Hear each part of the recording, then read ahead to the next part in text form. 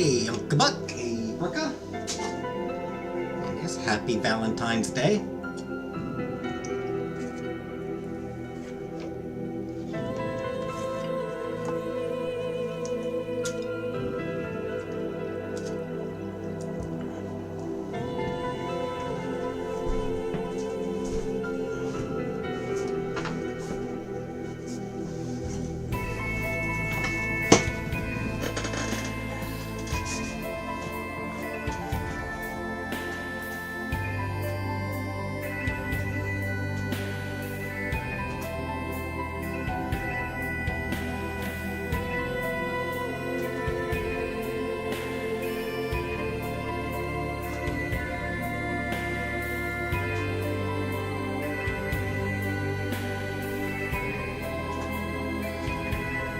Hey, Dawn.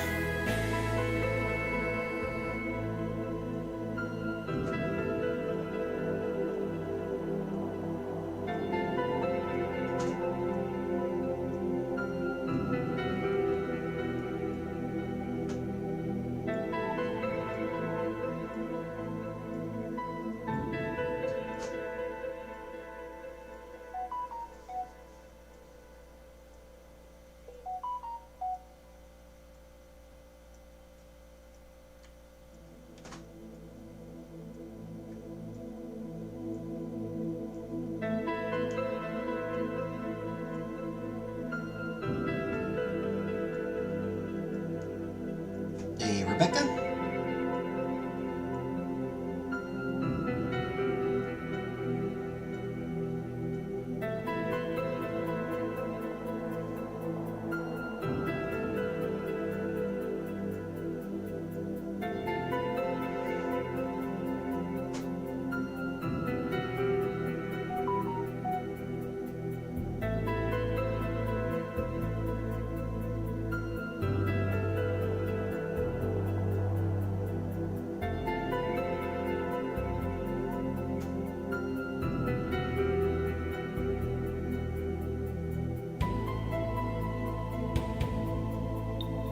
I am wearing my watch, yes.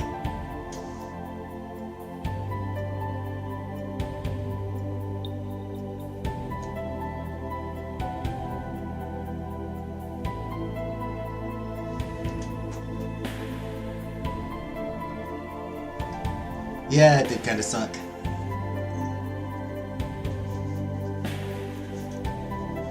Spent the first, I'm past a few nights. Spent most of it on Outbound, which, fuck, I fucking hate Outbound.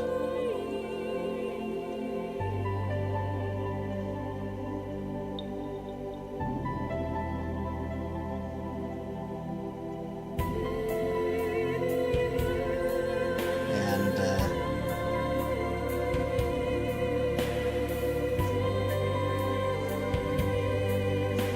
I didn't actually finish until 3 in the morning last night. Hey, Amberlyn.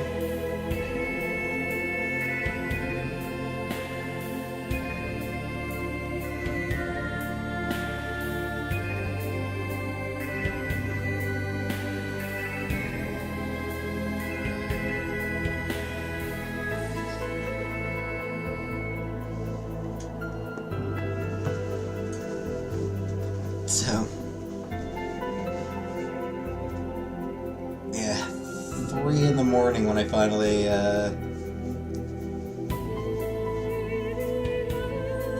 signed off. And, you know, taking calls just about up to the,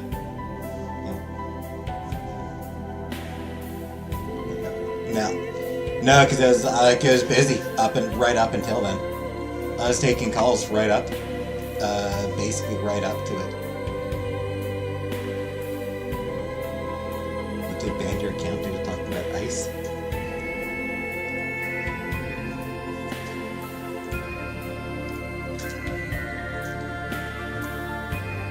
Well, fuck ice. And fuck YouTube too, frankly.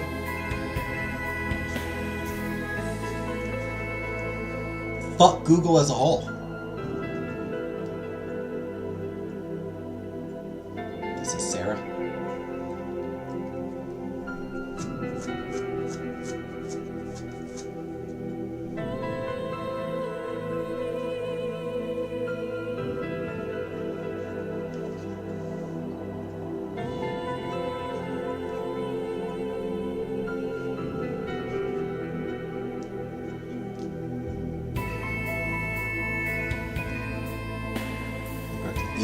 There's a lot of protests, and still going on.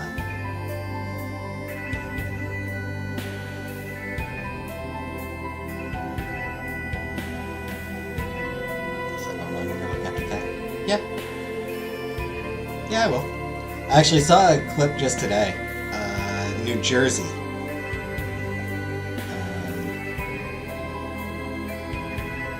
Some town in New Jersey. Guy saying that, like, first time in his life he'd ever protested, and he was getting super emotional. Because he'd seen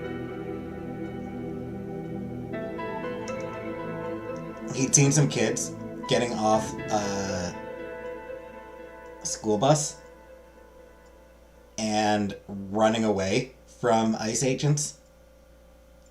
And just, like, seeing kids running away from the government just sort of broke something in him.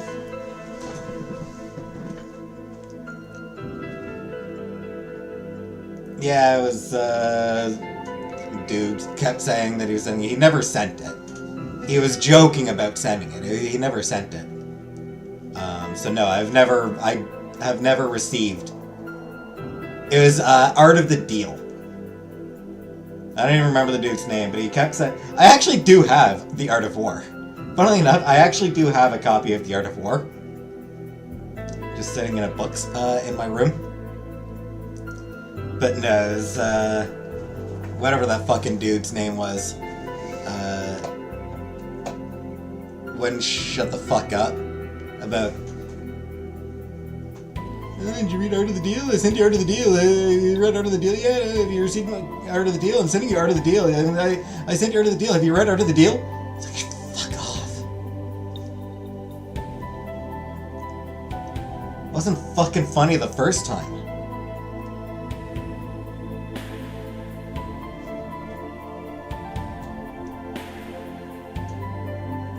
Hey, Buttercup.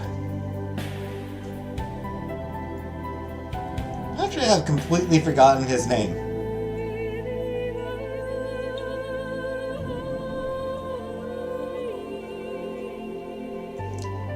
Buttercup, you'll probably remember better than I do.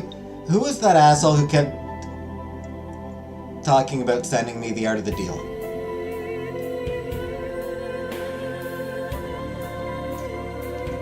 And happy Valentine's Day.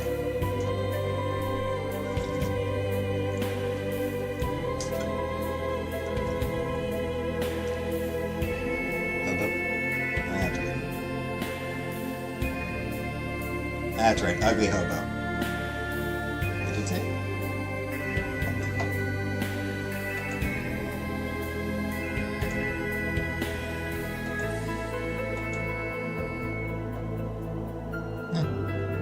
Didn't show up for me. That's right, but yeah, ugly hobo, that's right.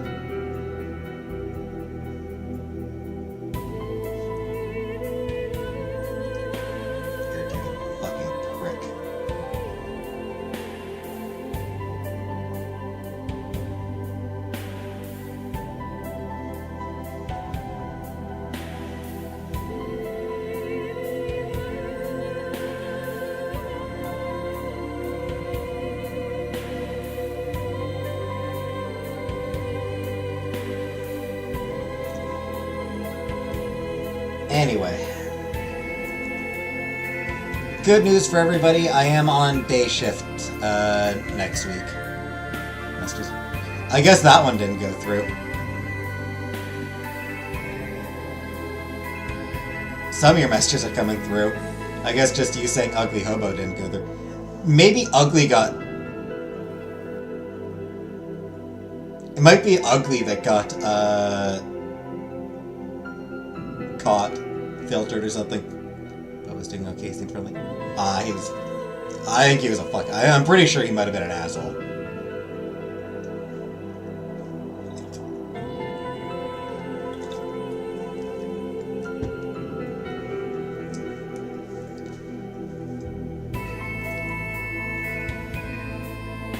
Yeah, wasn't Ugly Hobo actually kind of an asshole?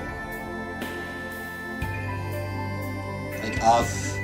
You know, outside of my stream. And no, Buttercup, it's Sarah. Amber is Sarah.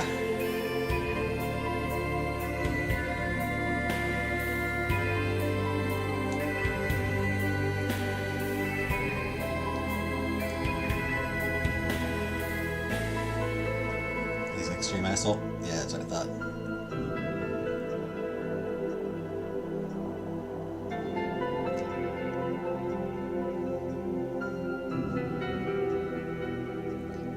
So yeah, I am on day shifts next week, so I should be able to be on a little bit more.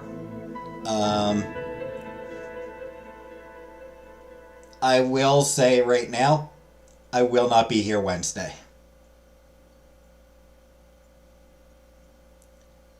Wednesday, I finish my shift at 9, and then Thursday, I work at 9 a.m. So, finish 9 p.m. Wednesday, and then work 9 a.m. Thursday. So I'm not coming on Wednesday.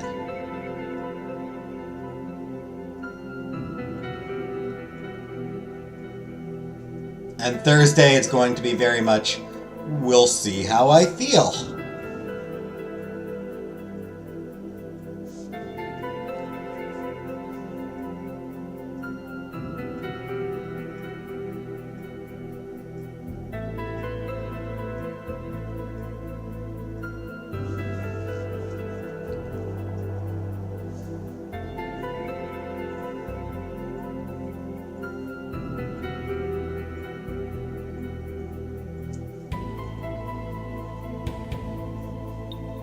I mean, for most of the week, it'll be, we'll see how I feel.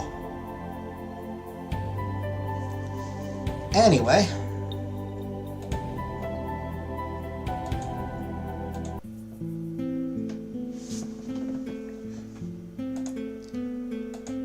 So I did modify some of my stats a little bit again. Bill Maher at it again. So I think I should have 170 likability, which is what I need.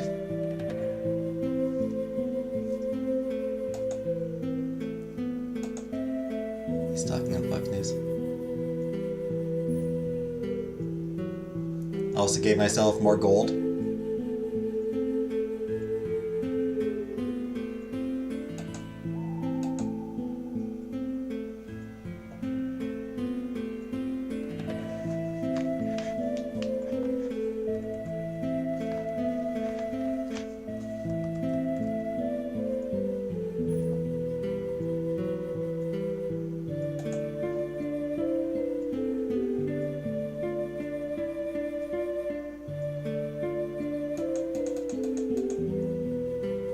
Oh crap, I actually needed 175 likability.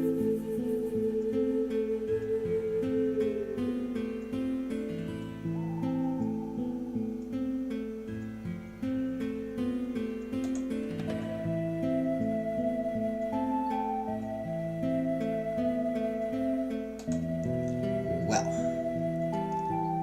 not a problem.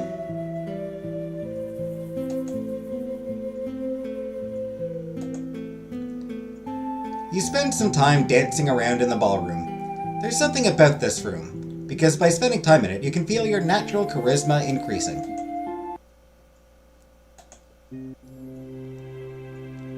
Penelope has invited you to join her in her bedchamber for a private breakfast, a very unusually friendly gesture from a royal.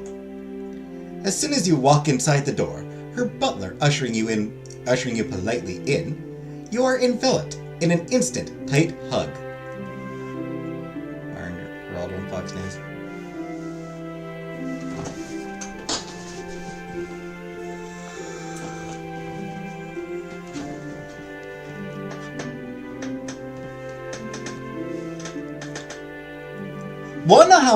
You wanna know the surest sign? The absolute surest sign that Bill Maher is an absolute fucking asshole. He gets along really well with Ann Coulter. He has her on his show regularly. They joke, they laugh. They joke around, they laugh, they're friendly.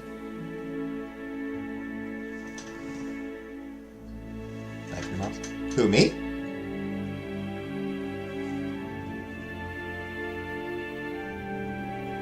Ann Coulter is just an absolutely terrible human being who deserves to be shunned. And Bill Maher will just, joke around with her. Fuck Bill Maher. Anyway. Oh, Lady Nicole. Oh, you're talking to me. Oh, Lady Nicole, how are you? Yesterday was dreadful, wasn't it? What a horrible accident. I was ever so worried for you. I couldn't even sleep last night. I'm so glad nothing happened to you. I don't know what I would do if... Well, it's too horrible to contemplate.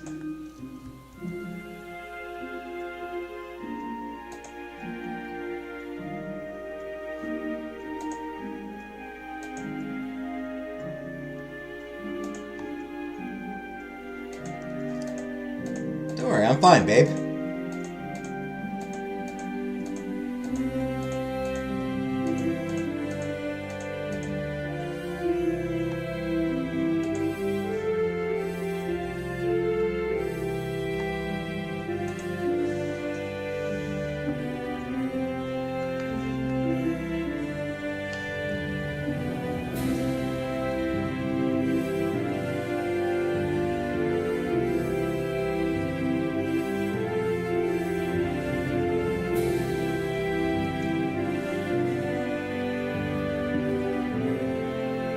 Hey, Specs. And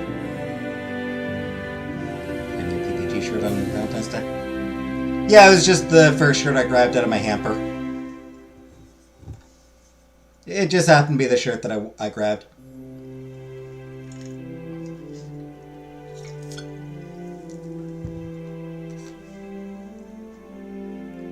I'm fine, as you see, Your Highness. Please don't worry in my camp.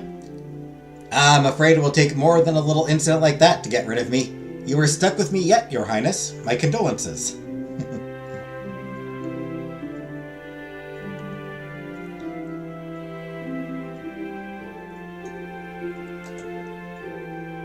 Sadly, that doesn't actually get you any benefits saying that.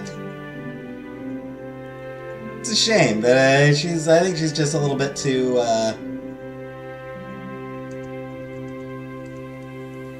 I'm so sorry to have worried you so. As you can see, I am perfectly well, so I hope you cheer up, Your Highness. Are you sure you were doing all right? If it were me, I would be a mess of nerves and tears. I really am well, I promise, and much better now for having seen your touching concern. Thank you for worrying about me. And yes, happy Valentine's Day, everybody. Rather appropriate that we're spending Valentine's Day playing a game about romance. If romance is what you decide to go for. Why, of course I will. You are my dear, dear friend. But if you are truly well, I shall try to be more cheerful this morning.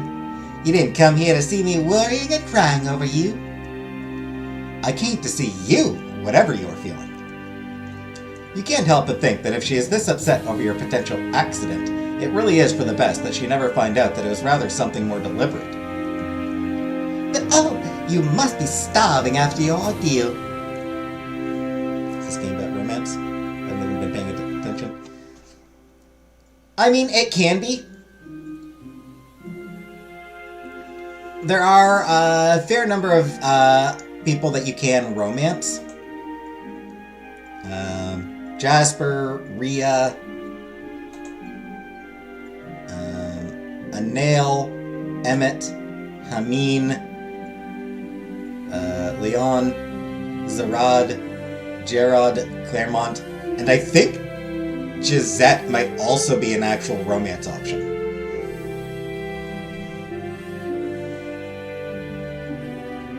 So there's a bunch of different people that you can actually romance.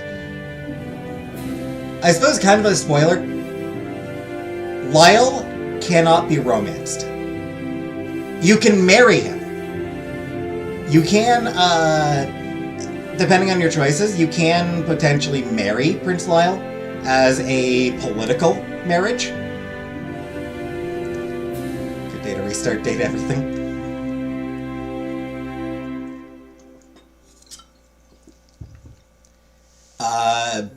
But, and again, maybe a spoiler, but very, very strongly implied that Prince Lyle is actually gay.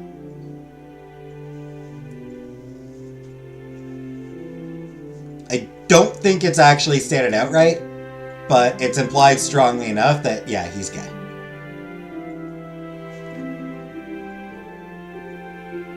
Hi, Lisa.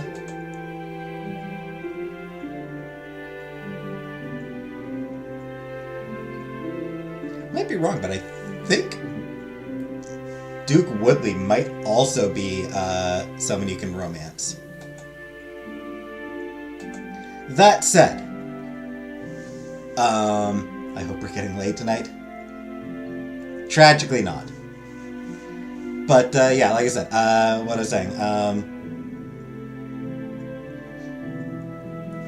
So there's a bunch of people that you can romance, if that's what you want to go for. You can also marry for politics. Or you can decide, nah, I don't want to date anyone. Screw romance. Anyway. Hey, Catherine. That was a grand feat. Long and tiring. Good to see ya.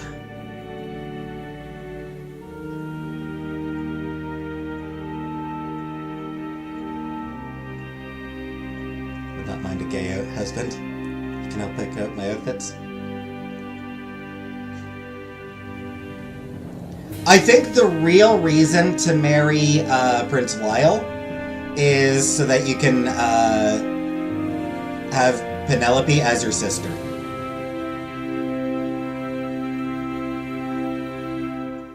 That's why you want to. That's why that's like the benefit to marrying Prince Lyle is you get Princess Penelope as your sister-in-law.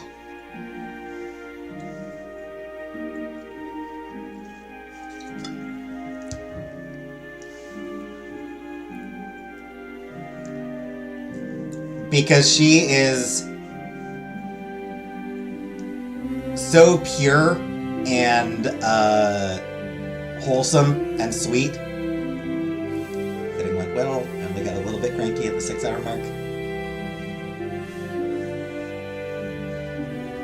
By the way, Catherine, my X-Men trivia video is up on Patreon.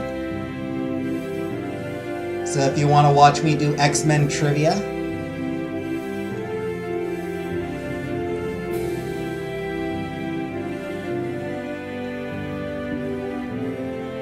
spread me like mayonnaise. Anyway. But oh, you must be starving after your ordeal. Come, sit. Let us have breakfast. I didn't know what you liked, so I ordered a little of everything. Yes, if we are to eat everything, we really best get started. You join her at a small breakfast table. Oh, you join her at her small breakfast table, where she nervously smiles at you until you take your first bite and make exaggerated noises of enjoyment.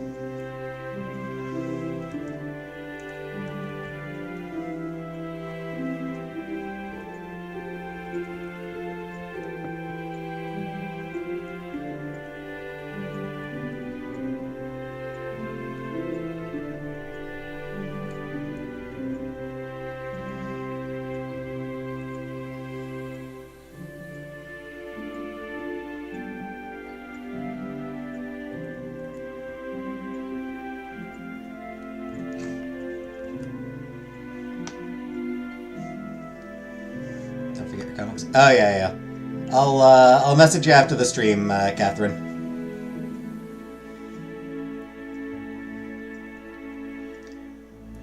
What sort of things do you like to do in your free time, Your Highness? Well, I like to go for walks in the garden. I like to listen to music and stories. My ladies often read to me or play music while we do our needlework. I very much love plays in the theater. I'm always thrilled when a troupe visits the palace. You manage to engage the princess in a discussion of her hobbies. Soon you are both enjoying your breakfast and conversing comfortably. Alright, calm down, Lisa. The pair of you spend a rather enjoyable breakfast together. Princess Penelope is so sweet and charming that you can't help but feel being in her company of that has rubbed off on you a little.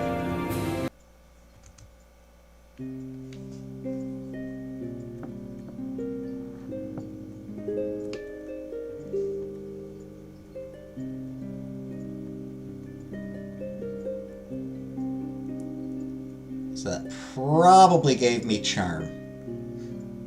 And probably etiquette?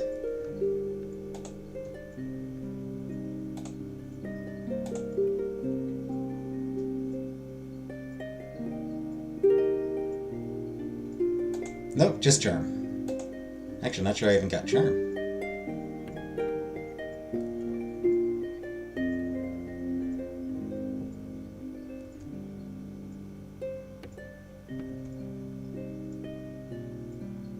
I don't know, I did get charm.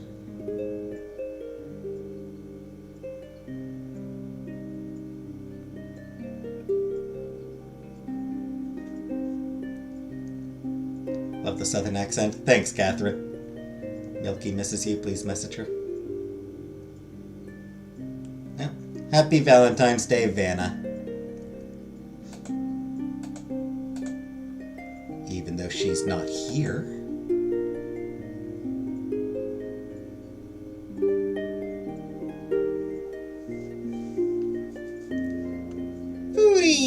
Hey! Happy Valentine's Day!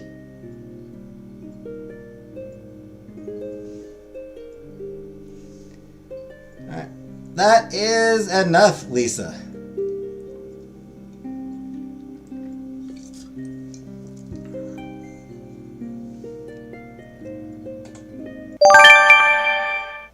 Waha. All I had to do was cheat to be able to get into the servants' quarters. You decide to wander in the staff quarters. You have barely taken more than a few steps into their hall before it becomes clear that the servants are in foul moods today, and have very little patience for people like you wandering into their private area. Still, you smile winningly and manage to charm them into allowing your presence with begrudging smiles. You are sitting on a small settee listening to some of the maids talk about their trying days, when you hear a loud conversation through the wall behind you.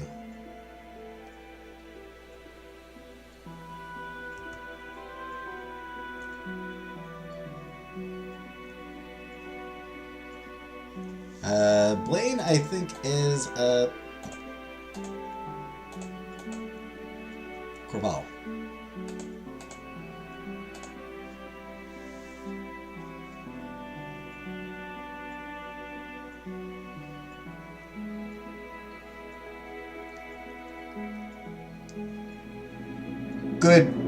Good idea, Lisa, Uncle Buck. I was planning on timing her out myself. I was going to time her out soon as well.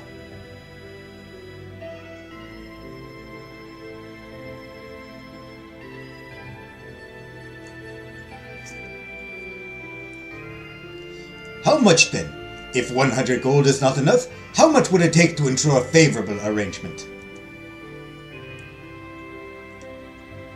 You could offer me all the gold in Corval, boy, and it still would not be enough to tempt me to give up my honor.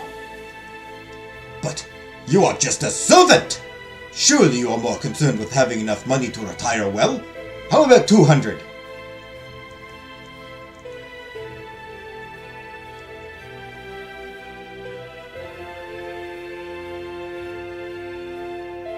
I will not be bribed, you impertinent, arrogant, deaf sot! Now get out of my room in this hall before I have you thrown off the cliffs and into the ocean. And if you ever try something this despicable again, I shall have you sent back home in shame and disgrace, which is exactly what a miserable man like you deserves.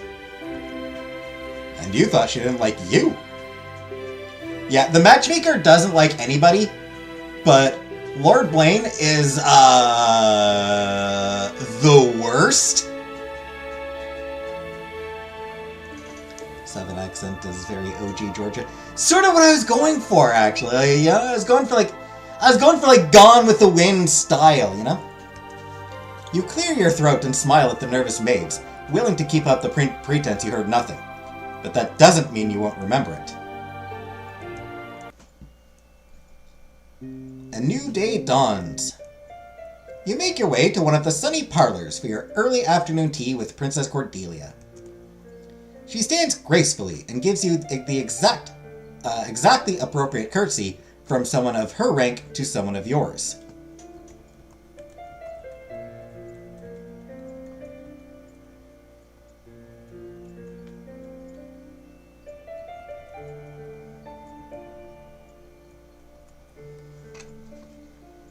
Cordelia is really interesting. I got Blanche vibes.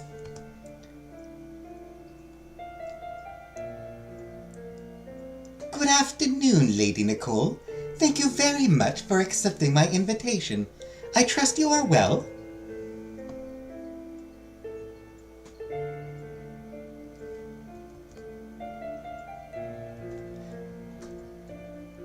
Very well, thank you. And yourself? I am also very well. Thank you for inquiring. Thank you for... What happened to my English accent? Hello, Governor? No? How do you do? The rain in Spain? Please, sit. I love that dress.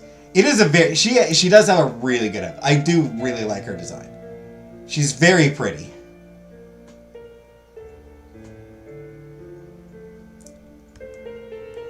She gestures for you to join her at one of the couches, and as soon as you do, one of the servants has poured and handed you a fresh cup of tea.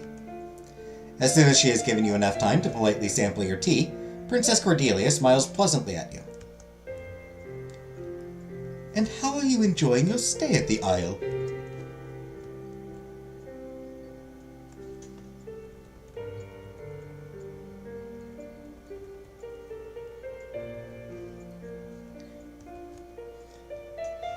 It could use some more excitement if I have to make polite small talk one more time. Yeah.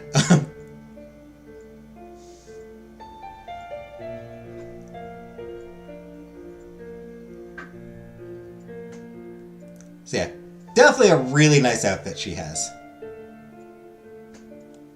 It is very unusual to be here, but I have met many pleasant people, like yourself. So I have found it a worthy endeavor. And yourself?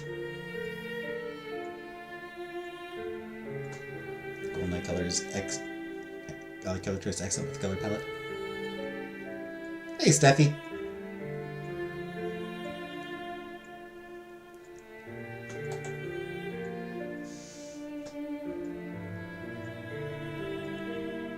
Much the same, although, truthfully, I find the rules here more easily adapted to than the rather impetuous social nature of gatherings at home. The conversation reaches a pause. You gather it is your turn to introduce a topic.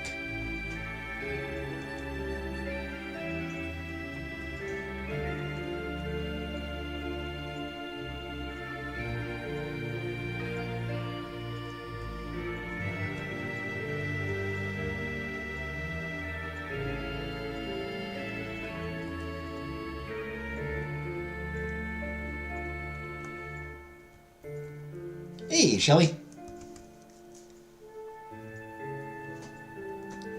Attempt to draw her out and make a real connection. I'm very happy you invited me to tea, Your Highness. I have really been hoping to get to know you better. She smiles a little bashfully. About them Yankees? I am very happy you accepted.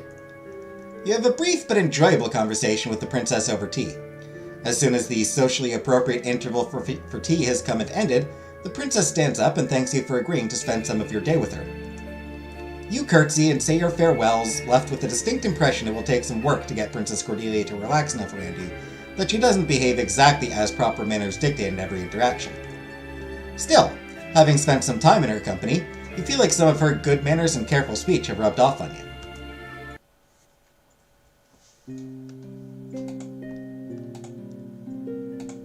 So, yes. Etiquette up. By a lot, actually.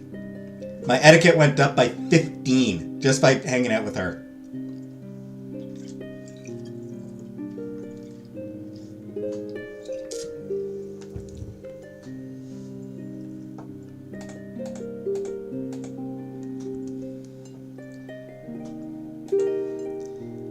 Alright.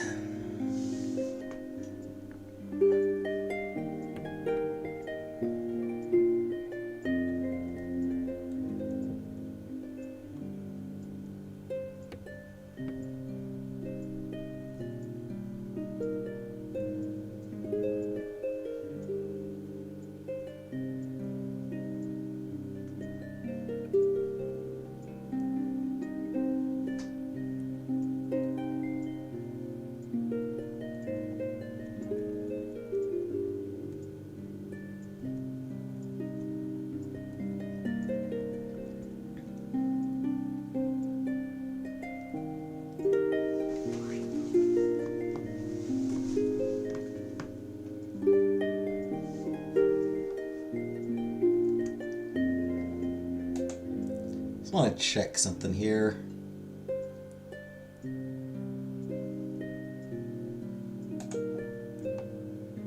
That's what I thought.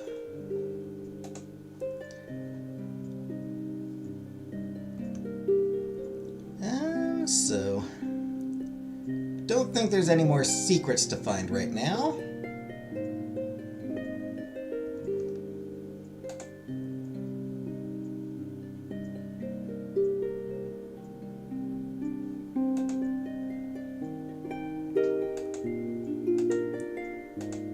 Let's see, anything that I should probably increase?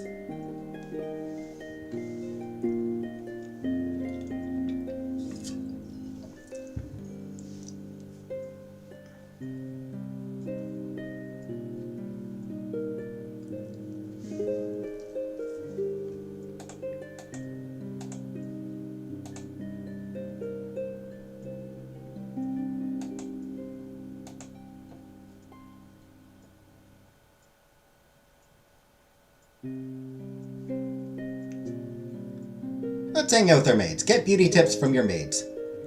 Your maids cheerfully instruct you on fashion, makeup, and other beauty tricks. By the end, you are feeling prettier.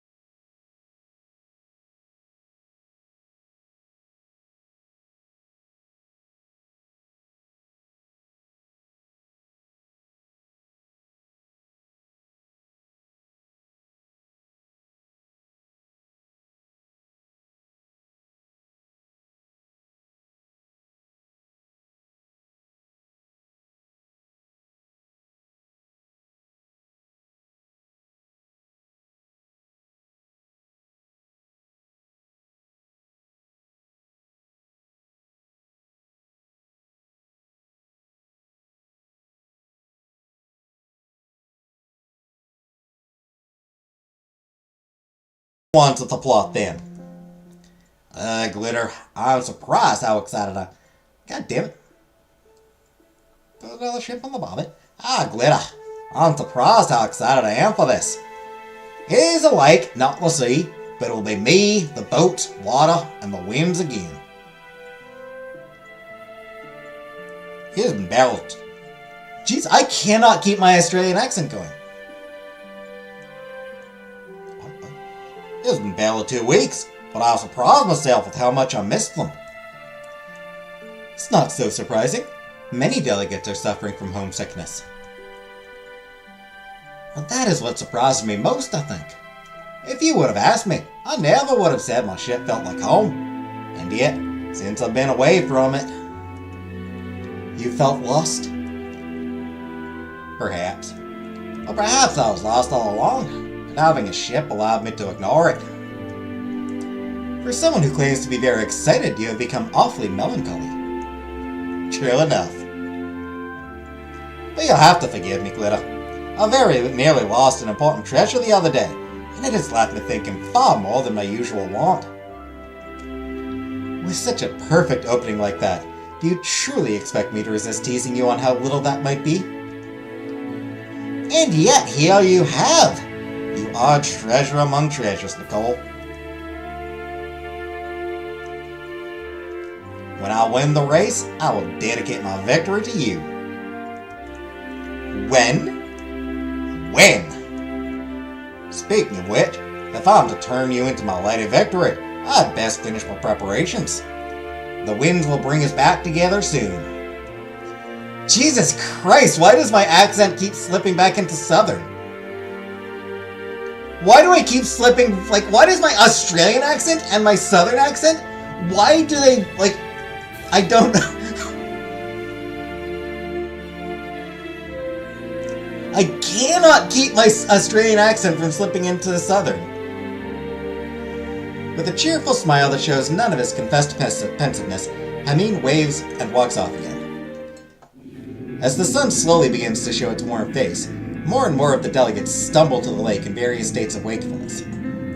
Soon, it is time for the teams to begin gathering. Anna spots you and waves you over to where she is gathering her team, clearly full of enthusiasm and in high spirits.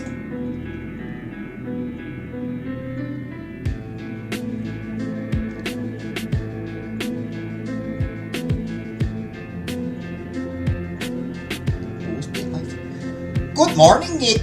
I was just preparing my ladies with speech inspiring. Would you like to join in? Our team is entirely female? Anna scoffs. Of course. Why would we be trusting the fopping, brooding broods with something important like a challenge or victory? This is more Crocodile Dundee with a crocodile hunter. I have a hard time keeping my southern accent out of control too, nature beast. But I'm not so. I'm from fucking Ontario. I'm goddamn Canadian. Nick does not come from a land of sailing, so we will help her, yes? Her ladies grunt their acknowledgement. What's that accent? This is... That's me trying to do, a Nordic accent. Soon the time for idle chit-chat has come to an end, and it's time to begin the race. You climb into the boat and take your place. Although everyone else seems very comfortable working together and following Princess Anna's lead, none of them seem much more comfortable in a boat than you are. Princess Anna never hesitates and gives her warriors clear, strong orders throughout as you make your way across the lake. The warriors obey instantly, but out of respect, not habit. Is that Irish? I cannot do an Irish accent. I genuinely cannot do an Irish accent. My Irish accent is a Scottish accent.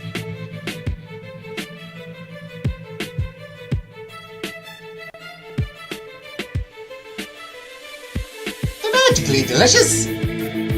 That's my Irish accent.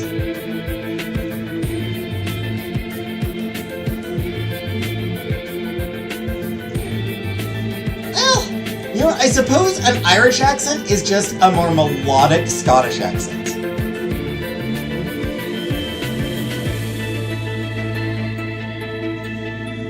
I think Irish is just more, it's just Scottish, but more melodic. Yeah, turn Scottish.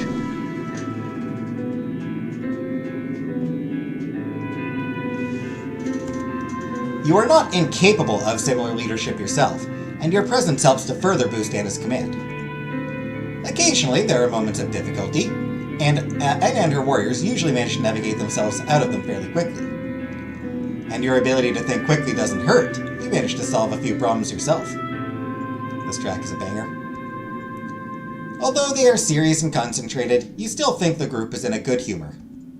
And having you on the ship has increased Anna's efforts and those of her loyal warriors significantly. You have improved their morale and inspired them.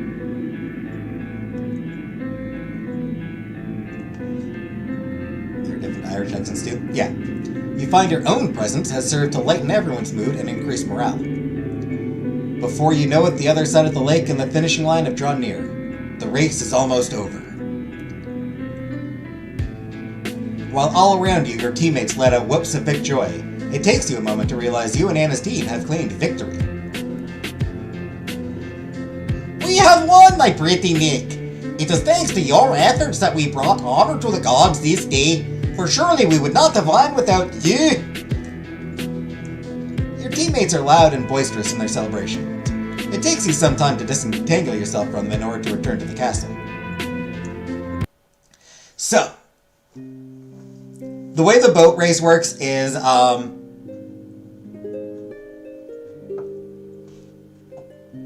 your stats do change things. Hameen automatically has, like, the best chance of winning. If you're on Hameen's team, then you have the best chance of winning automatically. I think you might still need to pass a couple of, skill checks, but it's a lot easier. Anna's team, you do have to pass, multiple, skill checks.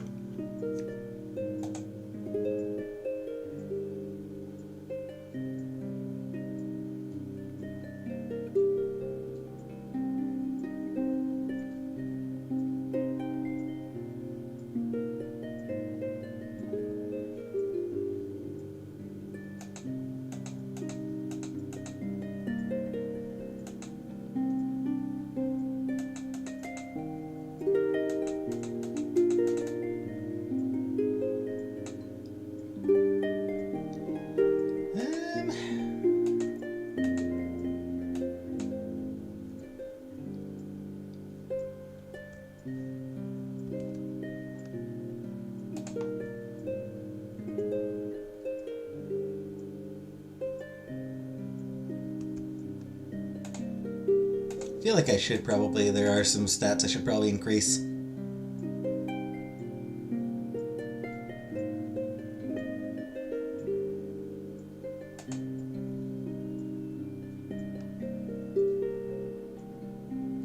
Props for trying. Thanks, Steffi. Thank you very much.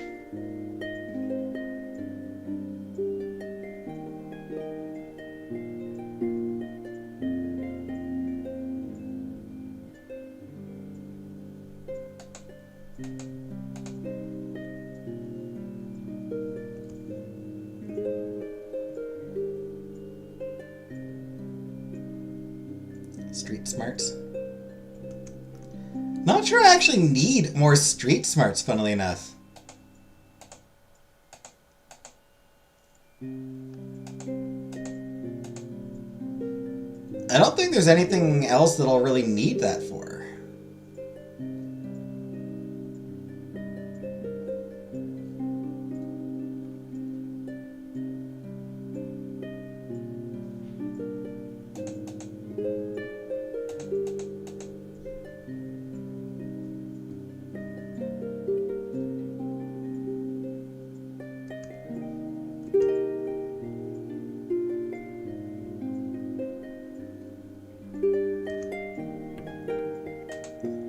Actually.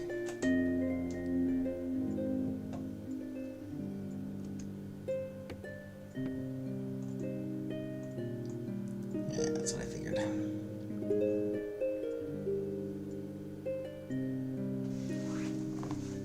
Would have needed a little bit more. Needed a better relationship with Gisette for that one.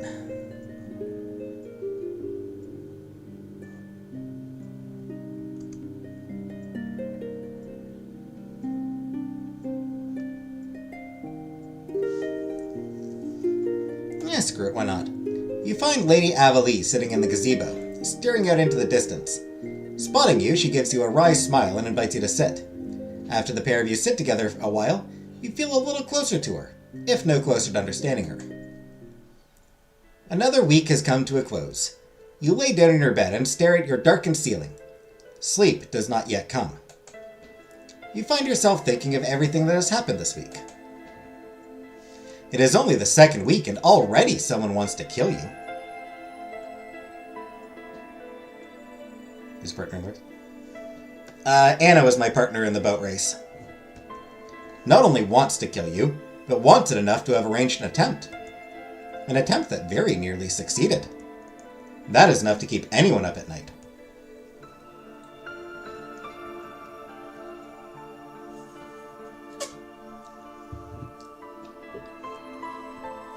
Especially when you have more than one shadowy enemy to worry about.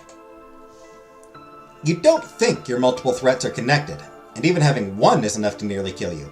What will having two do?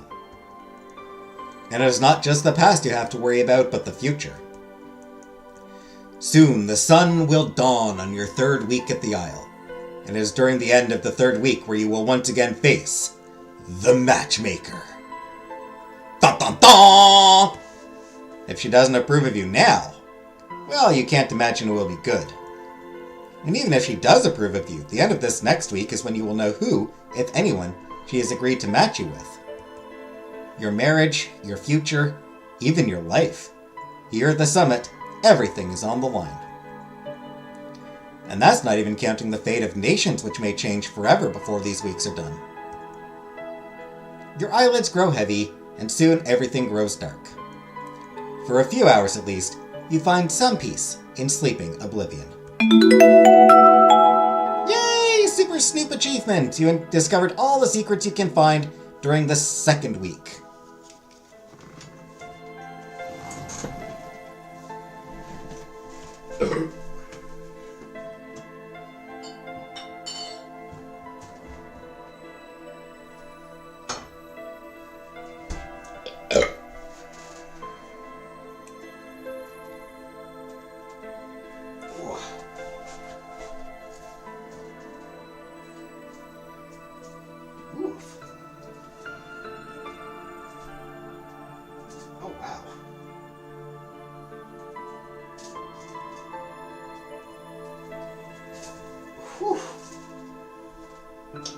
That lid was on tight.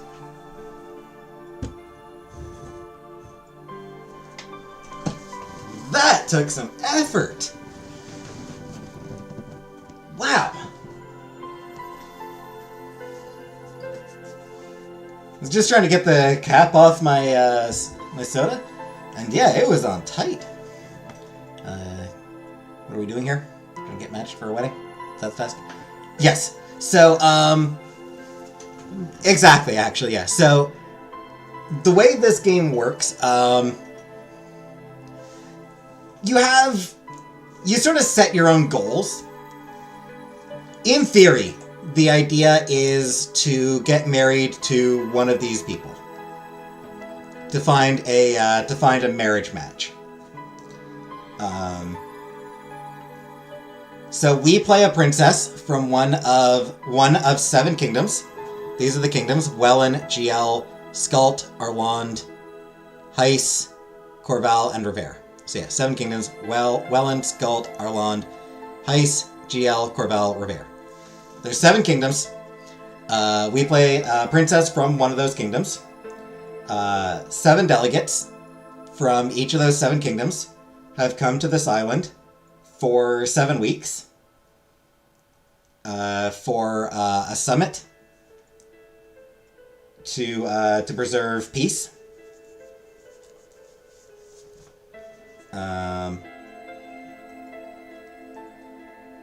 The summit ends with 7 marriages.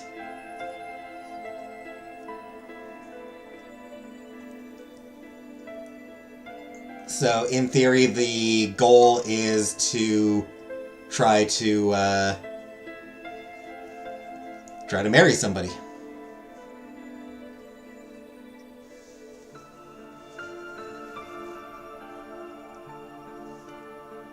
Question is, are you marrying for love, or are you marrying for politics?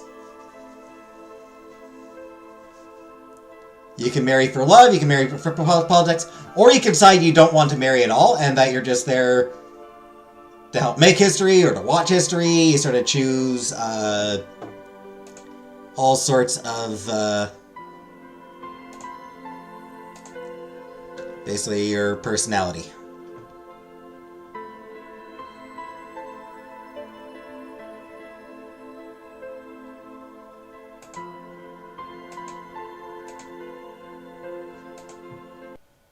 A new week dawns.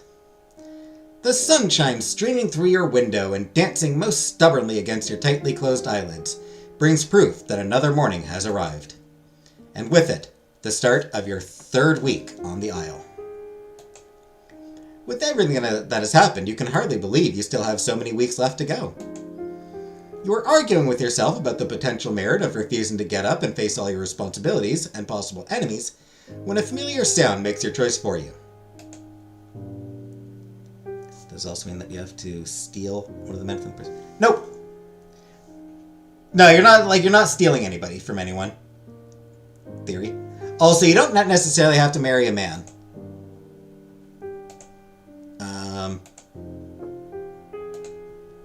Princess Anael here is one of the marriage options as well.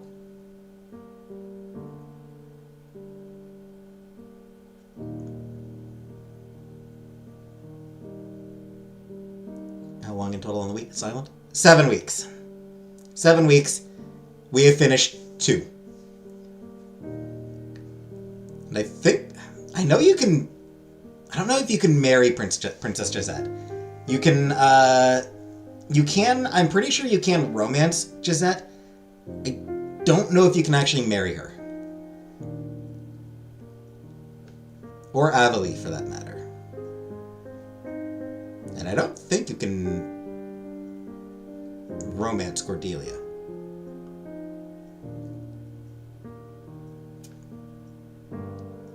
Yes, I know Lyle, Anael, Emmett, Hameen, Leon, Zarad, Jared, and Claremont can all be married. Blaine cannot. The best you can do with Lord Blaine is to get him to stop hating you. It is actually Lord Blaine hates you from the word go. It is actually possible to get him to stop hating you.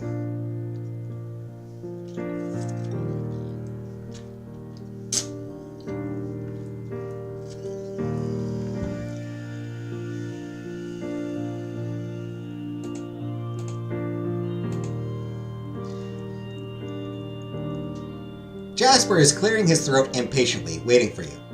You know from experience that he won't go away until you wake up and listen to whatever it is he has to tell you.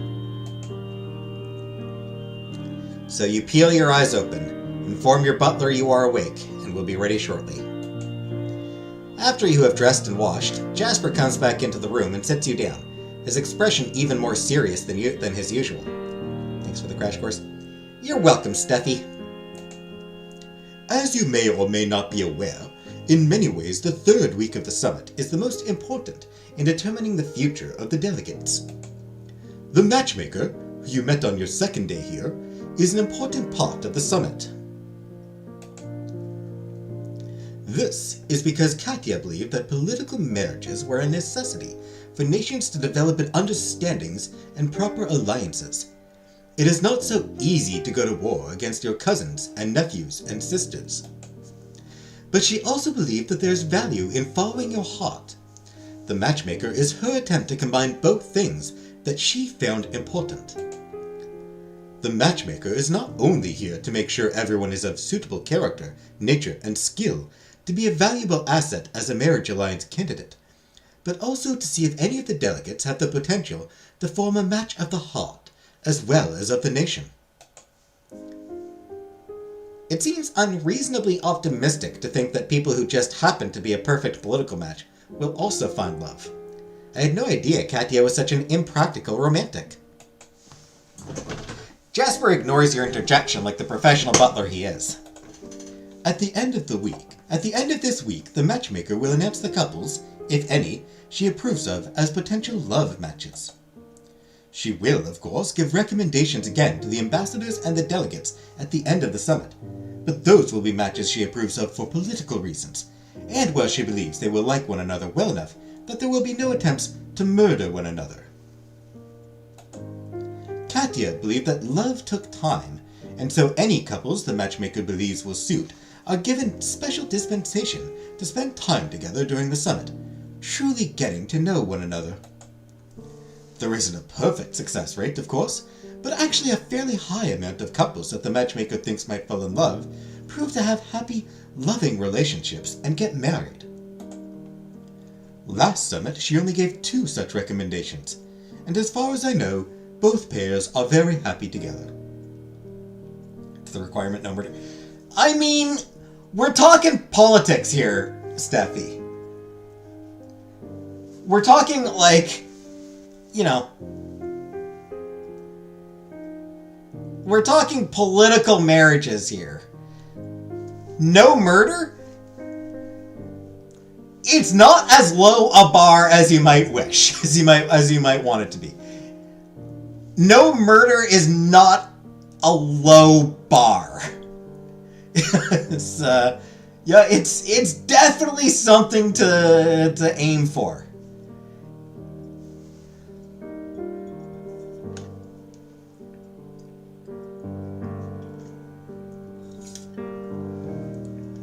And oh hey, good job, Shelley. I forgot about Tylenol too.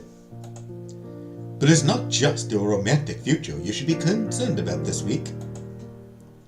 You will have your second interview with the matchmaker this week, and this is your last chance to prove to her you deserve to be here. If you don't manage to improve her opinion of you, your time here at the summit will be a failure. It's to be expected in these circumstances. Yep. Assuming you pass your second interview, you will also have a final meeting with the matchmaker before she makes up her mind on who, if anyone, she will agree to pair off. And on the evening of Star Day, there will be the traditional Grand Matchmaker's Banquet, where any couples are announced and celebrated.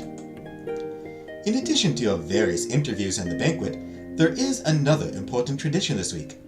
Actually, it's rather 2 traditions in one. Tomorrow morning is the matchmaker's breakfast. She says it's important that she understands how people interact in a more natural group setting before she makes any decisions. But there's another tradition attached to the breakfast that I will explain in a moment. First, you must make some decisions about your time this week. Everyone is quite busy this week. Very few people are entertaining and you have received no invitations. That does not mean, of course, you may not take advantage of this opportunity to invite someone else to spend time with you, so you may get to know them better before any final decisions are made this week. Would you like to invite someone on a date this week? Yes, I think I'd like that. As you wish. Your fellow delegates might appreciate the break from all the matchmaker business this week. You could always host another social event. Do you want to host an event? Even under pressure, I'm an excellent hostess and I'll be happy to prove it. Of course. This will leave you with 7 blocks of free time this week. Is this acceptable? Perfectly acceptable. Now that is settled, we have another matter to discuss. Are you familiar with the secret tradition associated with the matchmaker's breakfast? I am, actually, but no, please tell me. As I told you during your first week, the matchmaker is rather difficult to please, and does not readily make the delegates feel comfortable. Out of this was born a tradition. Every morning before everyone gathers, delegates receive gifts and notes from those they have met here on the Isle to wish them well. There is no obligation to give, of course, but the superstition is that the gifts ensure good luck and success in their final interviews with the matchmaker. Marry him? Whether this is true, or just a result of those delegates most likely to inspire others to give them gifts also being the most able to impress the matchmaker, I couldn't say. It is also forbidden to discuss the presents, either the ones you sent or received, with anyone. Only the butlers will know who has gotten things from whom, and we are sworn to secrecy as well. According to tradition, this is so that the good wishes and good luck are preserved. If you ask me, the rumor that talking about what you received and from whom ruined your luck was purposely spread by the staff after presents, or lack thereof, caused one too many disagreements. Whatever its origin, unofficial or not, the rule is firm. Don't discuss your presents given or received with anyone until after the summit is over. Just in time for this event, merchants sail in with lots of appropriate, not too expensive items for you and the delegates to purchase as gifts. Of course, each delegate is arranged to have a private time to shop, so no presents may be spoiled. Our time is in just a few moments. Are you ready? As I have been managing your funds for you while you stay here, I can remind you that between the money you brought with you and your allowance, minus any hosting expenses, you currently have 115 gold. But remember, if you plan to host any more events, you may still have other uses for your money, so you may want to consider being frugal. I'll just cheat to get more money.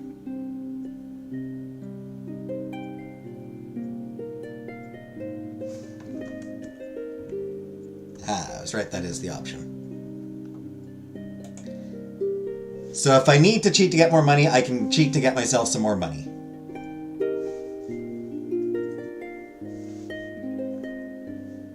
If I need it for the,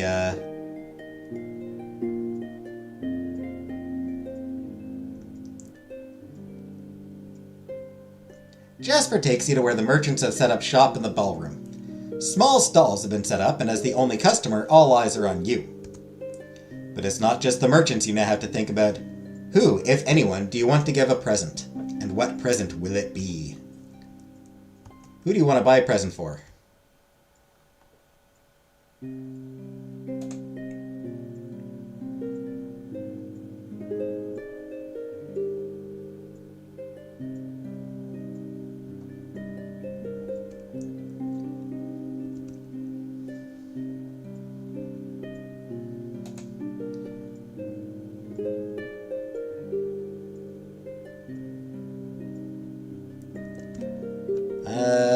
Start with Anna.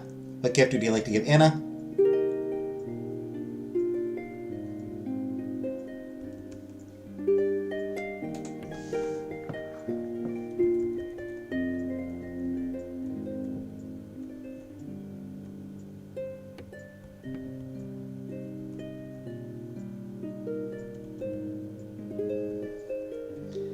And yeah, I believe the most expensive things are always the ones that give the biggest bonuses. Blaine. I will absolutely get him something. Embossed scabbard for Anna. You decide to buy her a dagger scabbard. Zarad. Miniature painting of night sky for Zarad. Decide to buy him a small painting. Hameen.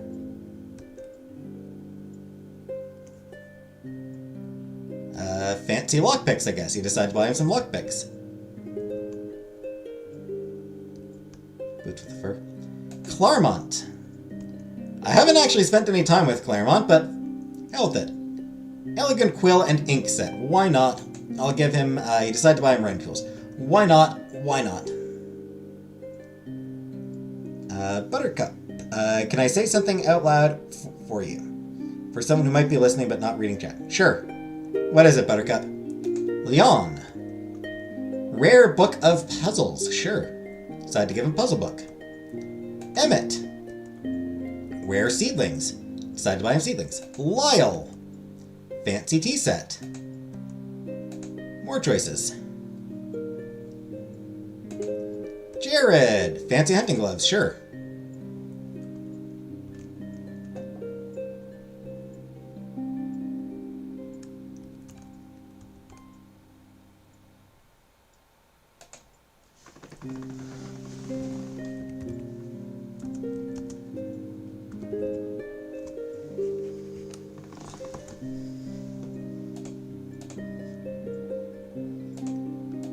Yep, I just cheated on stream. Brandon, if you're still here, Jeremiah says hello. Please reply to his messages. How much do you need for the party, though? Again, I'm cheating, so it doesn't matter. I am cheating just because I can. So it doesn't matter how much I need. I will always have enough.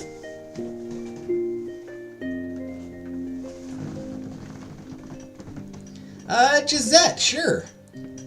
Thin gold bracelet, sure, why not? Abelie. Fancy Cosmetics. Penelope. A silver pendant. Sounds nice. Hey, Monkey Tornado. Cordelia. Actually, let me check if that is going to be the best gift for her.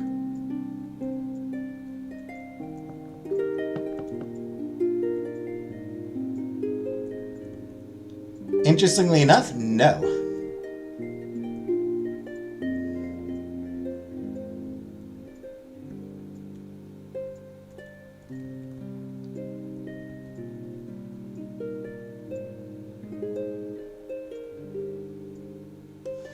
And actually, there's others who, yeah.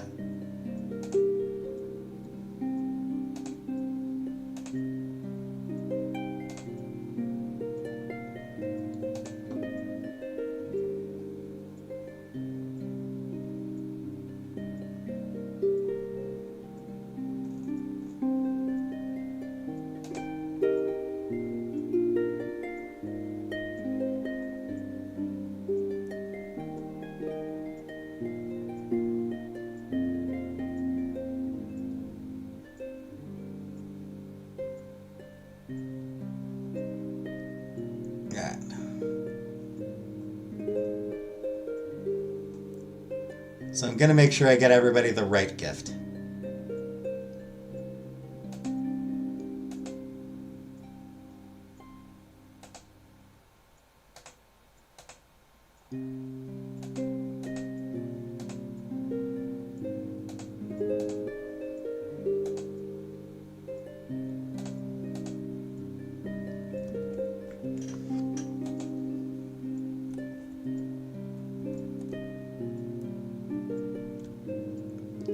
So, Anna.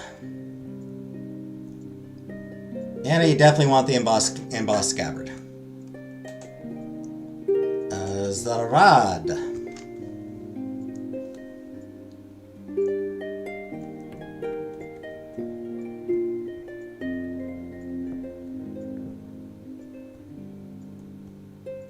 You do want night sky, painting of the night sky.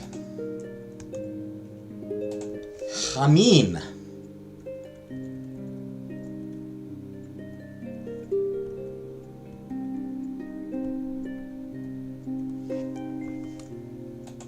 You actually want to give the Heis Good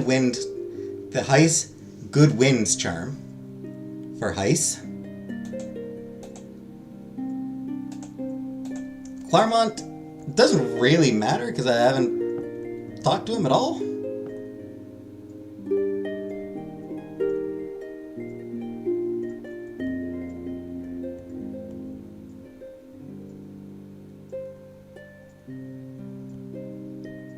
Interestingly, heartfelt letter.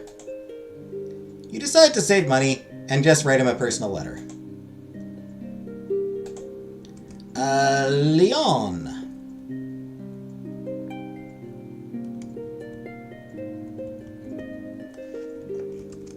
Yep. Rare book of puzzles for him. Emmett.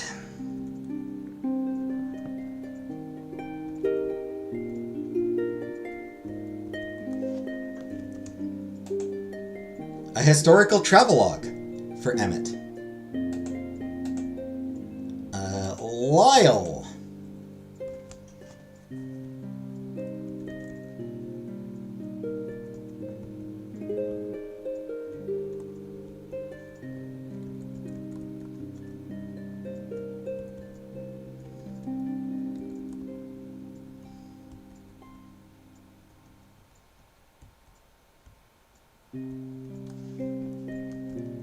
Interestingly, The Humorous Adventures of the Mad Pirate Grapeton is the best option for Lyle. Jared.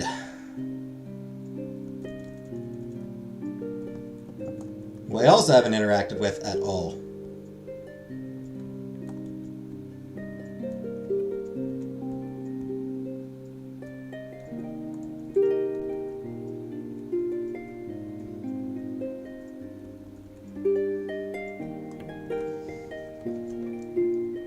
fancy hunting gloves for him.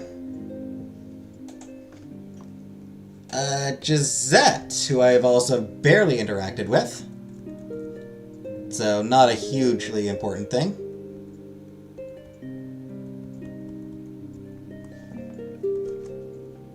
Thin gold bracelet. Okay. Sub sandwich. Avalee. Who I actually have interacted with a little bit. We seem to get along pretty well.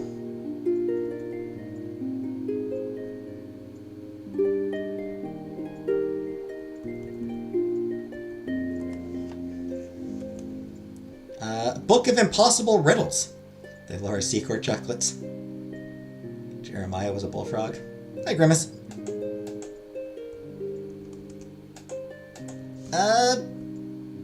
Penny. Penelope. Good old Penelope.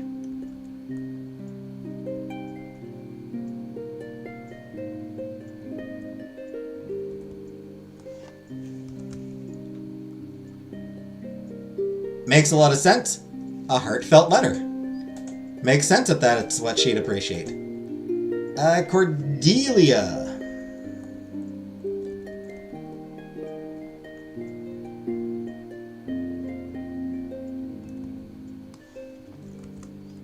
Lace gloves. And finally, Blaine.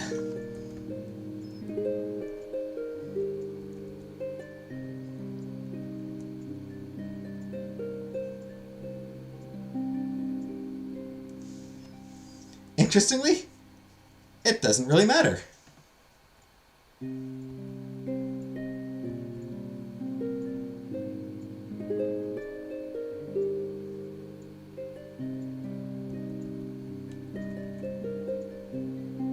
No, actually it kind of does.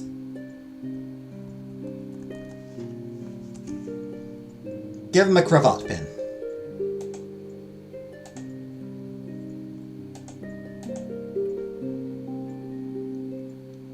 How does money work in this game? So you come with a certain amount of money. I think 50 gold is the basic you start with. I think, maybe? Might be more. I think it is actually more than 50 gold. I don't remember. But you start with a base amount of gold, and then you do get an allowance each week.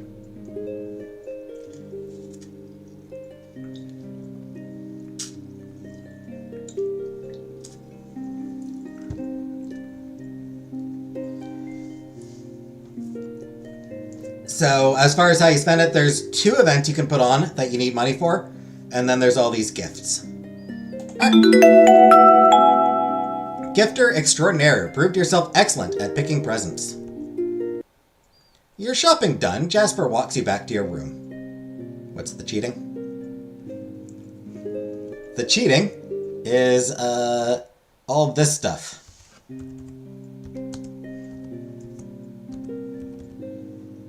Go in and just bump around my stats.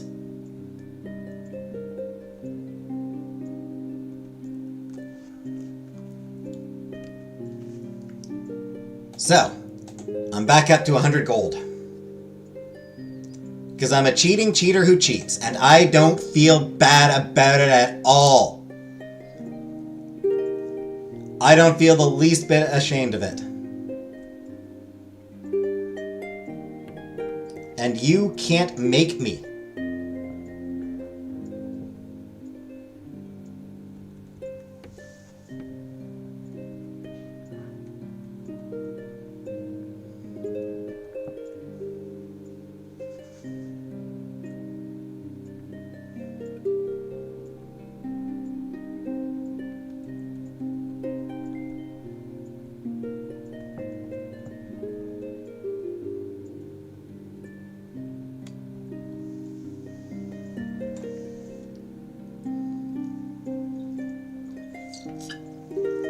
Pumpkin eater.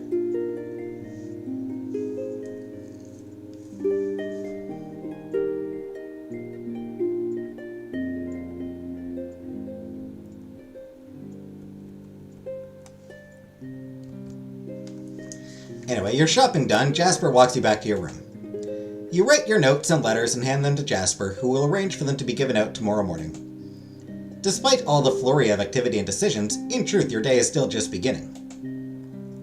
You are going to have some very big, game-changing decisions this week. Check your journal notes for details. All right.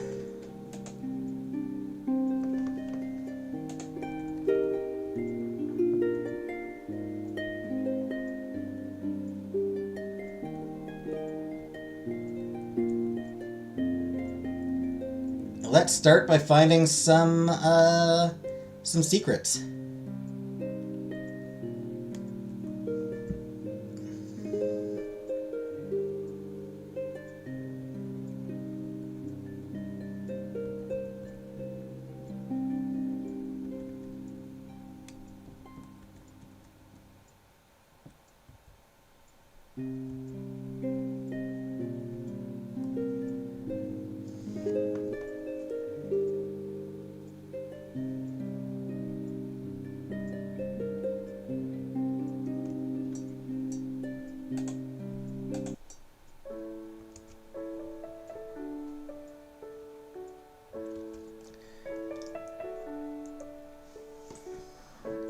Sounds like my astrology reading.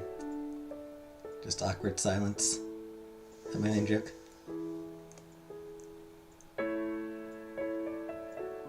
Did I not respond to it? I thought I did respond to it. You wander through the gardens and pause by the gazebo. Princess Cordelia sits inside, her skirts an elegant pool around her. Her hands are working so fast that you can barely track her fine movements. Upon spotting you, she quickly hides whatever it was she was working on behind her back and flushes, embarrassed.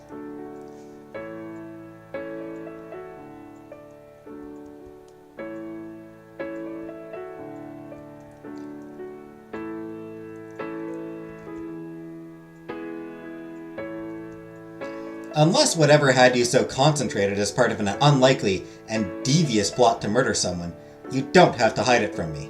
I won't judge. She looks abashed as she reluctantly pulls what she was working on back out and places it neatly in her lap. It looks like she was doing some decorative embroidery on a silk handkerchief. As if she reads her surprise in your face, Cordelia hesitantly explains. At home, they laugh at me for liking to do this. Sewing is a fine skill, but if it isn't used for things like sails or stitches, well, they think it's a little silly. I guess I have just gotten into the habit of hiding it. Well, that's a terrible shame, Your Highness, for you are a very gifted artist. I do not know what it is like to live in Heist, but surely you must know that your people have a reputation for appreciating great art and great beauty, even if they don't think the artist is very practical. And you clearly a very talented artist. You are clearly a very talented artist, Your Highness. The princess blushes in delight. No one has ever said anything like that to me before. If you really mean it, maybe you would like it if I made one for you? I'd love it! The two of you spend some time happily chatting. The princess relaxed and opened with you for perhaps the first time. You've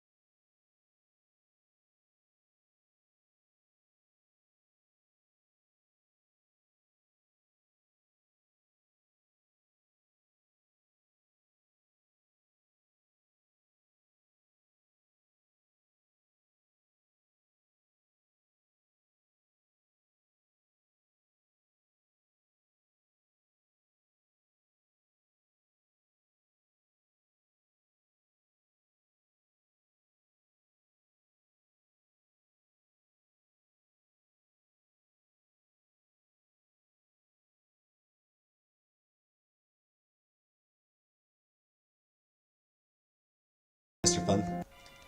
Aside from your route being less well lit than the general halls, and thus a little more shadowy and consequently creepy, you are beginning to think that your plan was most excellent. But just as you are mentally congratulating yourself, you realize that the Vale Castle is more complicated, especially in its servants' passageways, than you initially thought. You are just going to have to admit it, you are lost. Before you have too much time to contemplate the best way to go about de-losting yourself, you hear the sound of voices and decide heading that way and asking for help, even if that's embarrassing, is probably the best way to go. I prefer a quiet dinner myself. Indeed. It is only when you get close enough to start make out some of what they are saying that you realize this is not the rescue you were looking for. No, it seems like you have stumbled on something far worse. Shh! You don't want someone to hear you, pretty missy? I know you were just trying to play hard to get, but not everyone understands these things. Not like you, Will. Please, sir, I just want to get back to work. Please let me go. What's more important, work or pleasing me? Please, sir, I'll be missed. You went from listening to your fellow delegates talk too loudly with wine-stained breath, to now finding a fully drunk delegate harassing a young servant girl. You don't have to listen to anything else. You are going to make sure that drunkard leaves that poor girl alone, even if it has negative consequences for you. Despite your resolution, you don't have the chance to intervene, or not intervene, before someone you recognize takes matters into her own hands. With a slick move that instantly moves the large drunkard from pinning the teary-eyed servant girl and trapping her against the wall, to having his elbow pulled all the way back and his face squished up against the marble wall, your maid Sarah appears seemingly out of nowhere. Go Sarah!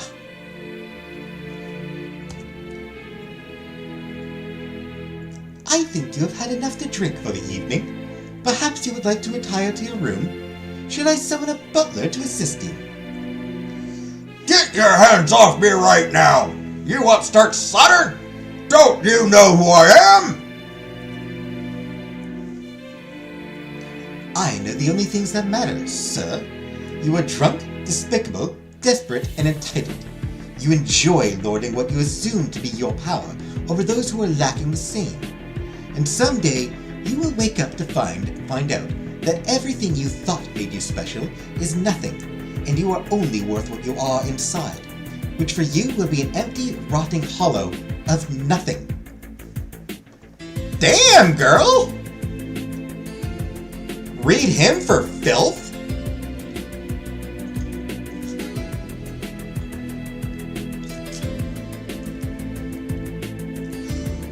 What did you say? I'll have you fired. I'll have your mother fired. I'll have your bastard of a father fired. No, I'll have you all extinguished. Your old man mean voice is uncanny. This might be a good opportunity for you to intervene. Do you wish to?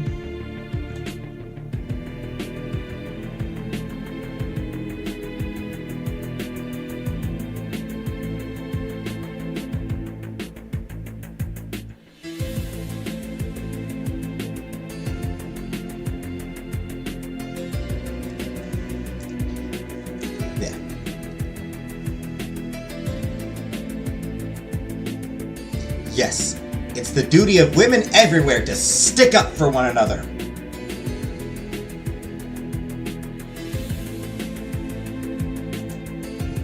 You hurry to the side of the angry drunk and the distressed maids. I am most abhorrently shocked, Sir Harold. I had no idea you were the type to treat women this way. The drunk delegate stares at you open-mouthed and has the decency to color a little, and he finally stops struggling. This is most assuredly not the behavior of any sort of gentleman. I am entirely disappointed in you.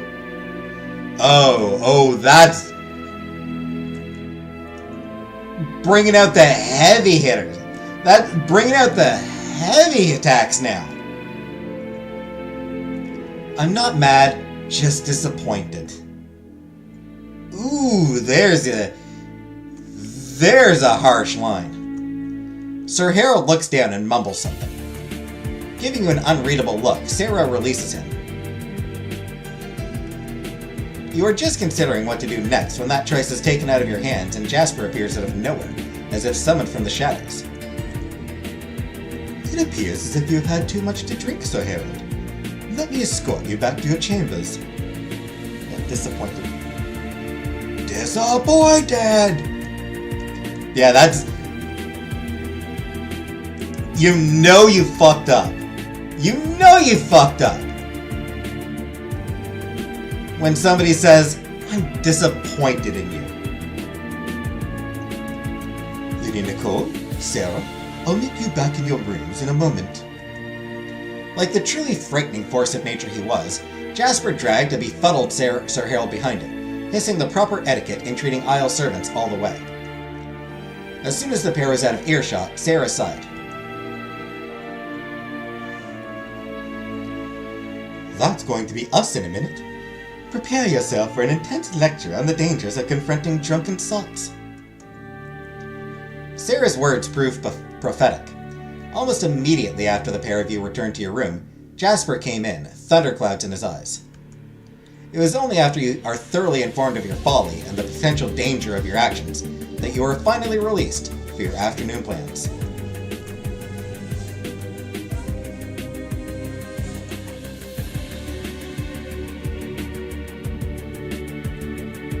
Alright, time to find some secrets.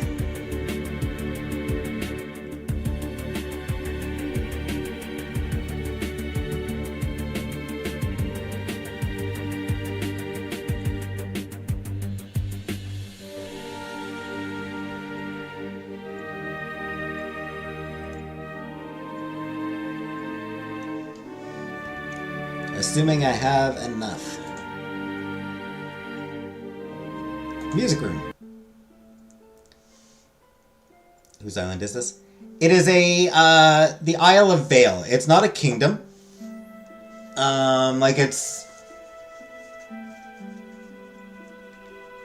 It's basically an island that exists solely for the purpose of hosting these summits. I need to use words sots more often. It's a good word. You wander past the music room. Sometimes when you walk this way, you hear delegates or servants playing music, which is a pleasant distraction. Today it's not music you hear, but instead laughter. Not just any laughter either. Deep, throaty laughter, overlaid by musical soprano laughter. As flirtatious a sound as you have ever heard.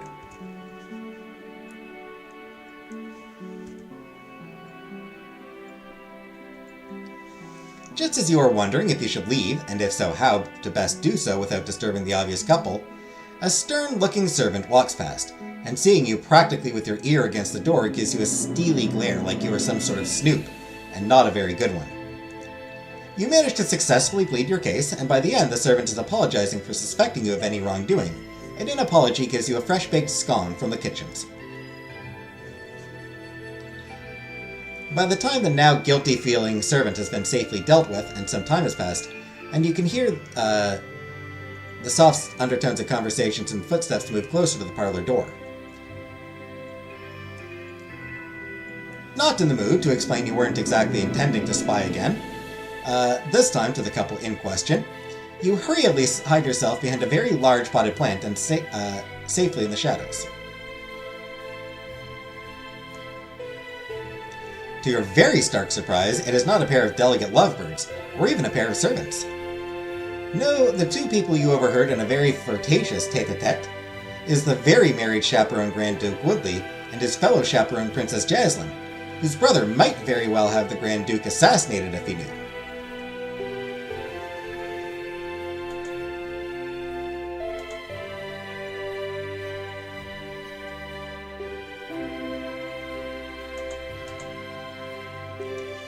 Alright, so Craval was sort of like an Arabic accent I was going for.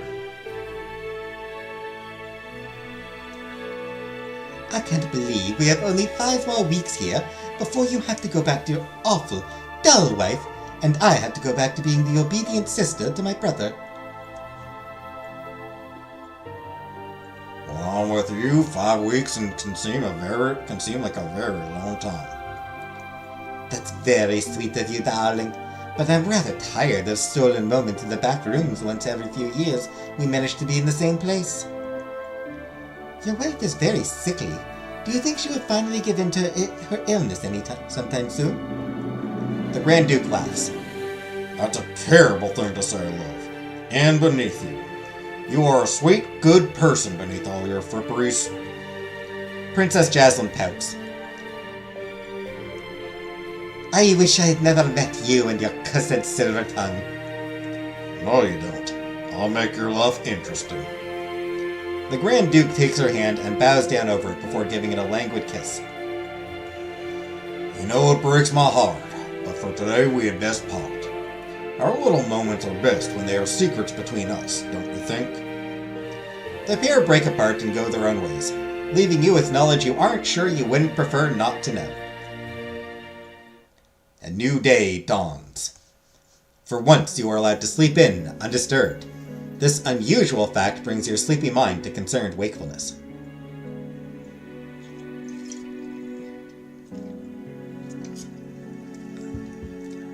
Scandal!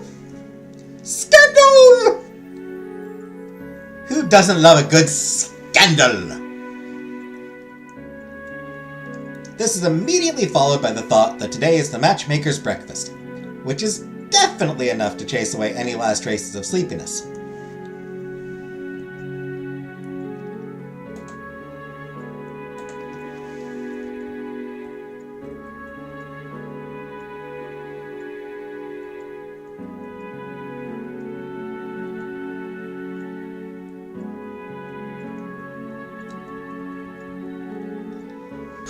Probably didn't get too many gifts. A few. I'd get a few gifts.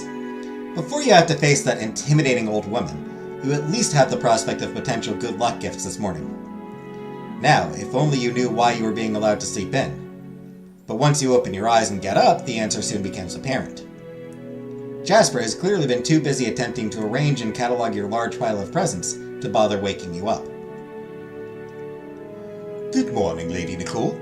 We have just enough time for you to open your presents before we need to get ready for the breakfast.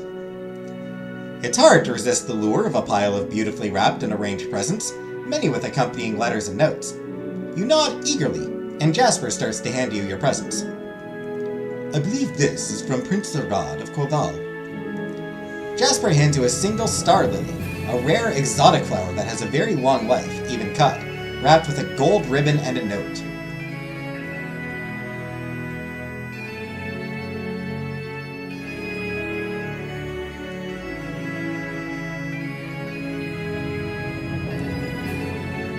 My night star, I have met many ladies, beauties, wits, and paragons, and yet, of all that I have met, none has shone as brightly as you.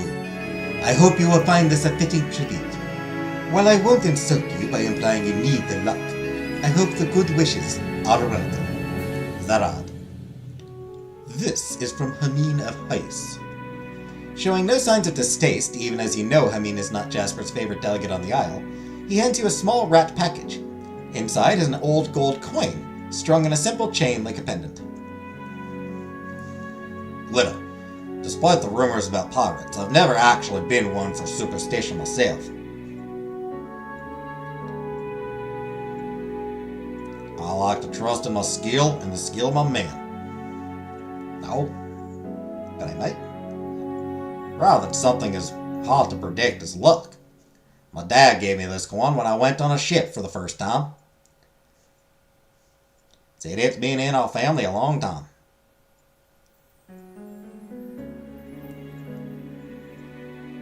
Think Vegemite. Vegemite. Said he's been in our family a long time, and he would make sure I'd stay on the lucky side of things. I don't know that I believe it, but if anyone deserves some good luck, it's you, Glitter. So I hope he was right, and it's true. I know, I'm fucking... Oh, I hate that I can't keep an Australian accent. Good night, mate. Vegemite, Wallaby. Dingoite, my baby. Oi, oi, oi. Oi, oi, oi. Now you glitter and all gold. So you better be twice as careful in case some bad thieving pirate steals you away.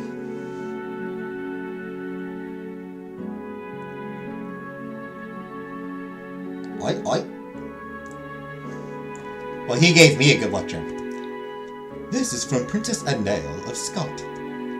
Gingerly, like afraid of what dangerous thing might be inside, Jasper carefully hands you a package that is surprisingly heavy for its size. You unwrap it to find a highly sharpened letter opener that really might just as well be a mini sword. According to the butler mans of Scowly, heavy, disapproving, not only can I not have a weapon, but I can't even give you one. So I will have to settle for these. May you at least get to stab the letters of anyone who upsets you. Anna. Love that. I love you, Anna. Stab the letters.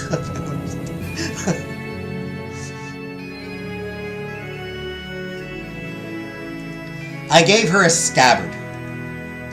This is from Duke Leon of GL. Jasper hands you a book that isn't even wrapped. Knowing its sender, this doesn't surprise you. It's a thick book that claims to be a shorthand guide for every major scholarly concept of the modern age. Tucked inside the first page is a note. Decisions.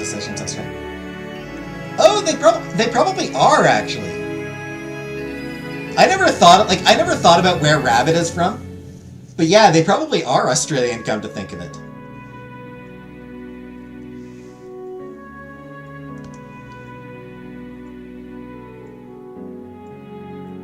Luck is a construct, both illogical and irrational, made to ascribe some sort of meaning to random events. Preparation and effort are much more likely to give you the positive results you aspire to. You are not an idiot, so I'm confident you have been doing both, and will prove yourself to be fully capable this week. I found this the other day and thought it might be of interest to you. This is from Earl Emmett of Arland. Jasper hands you a small bag filled with pressed flowers that smell divine.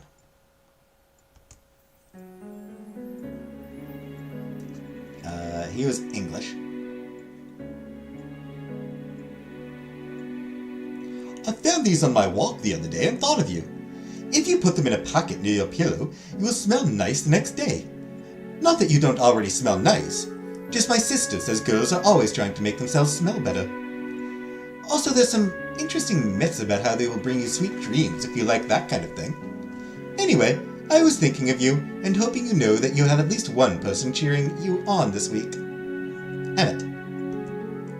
A gift from the Dowager Countess Yvette of Arland. Jasper hands you a plain package that opens to show a book covering the history of the summit for the past 100 years. I thought this might be of interest to you. I have no doubt that you already are someone who looks to the past to gain insight on the present and future, but perhaps you will find the history in this book particularly helpful this week. But since I'm not supposed to play favorites, let's keep this between us. Yours, Yvette. Aw, that is some weird-ass handwriting. There is a small frown in Jasper's brow as he hands you the next present.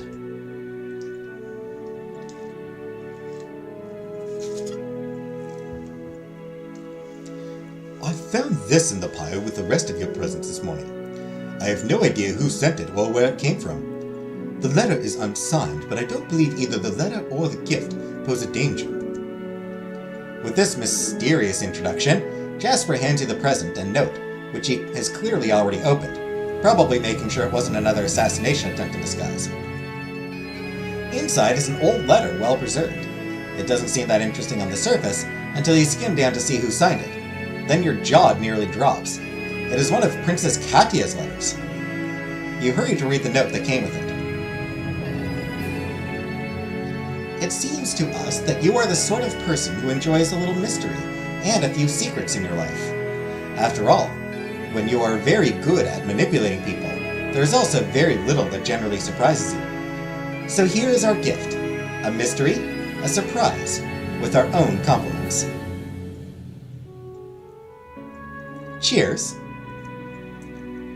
With the enthusiastic well wishes of Princess Penelope of Welland. Jasper hands you a box of expensive chocolates, wrapped with a pretty green ribbon and a flower struck through. My dearest friend, I am ever so glad that I have met you, and you have been kind enough to befriend me. I wish for you all the good things God and the world have to offer.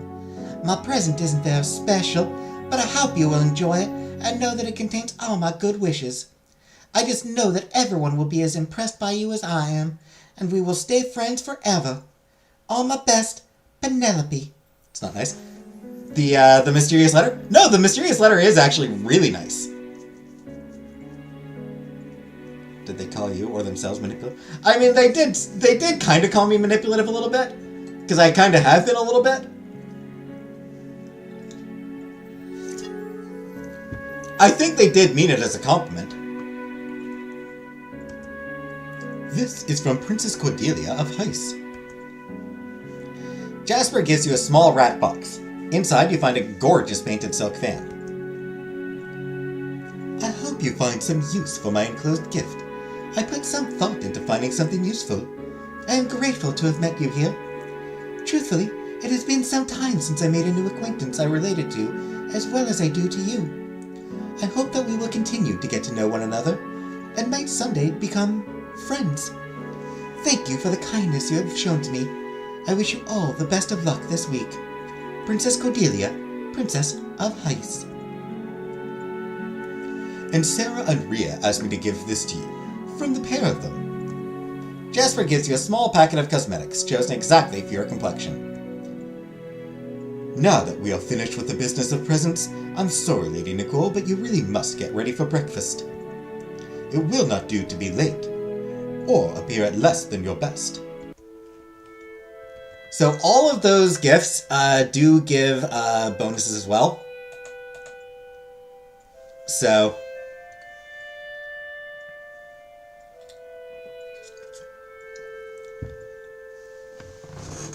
nice boosts to a lot of my stats. And knowledge? I think knowledge went up. I think maybe some of my knowledge is... Yeah.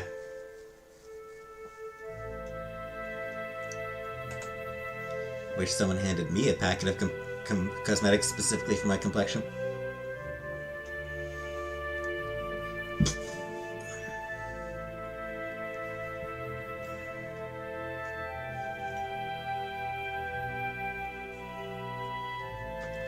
I actually might end up increasing my manipulation a little bit more.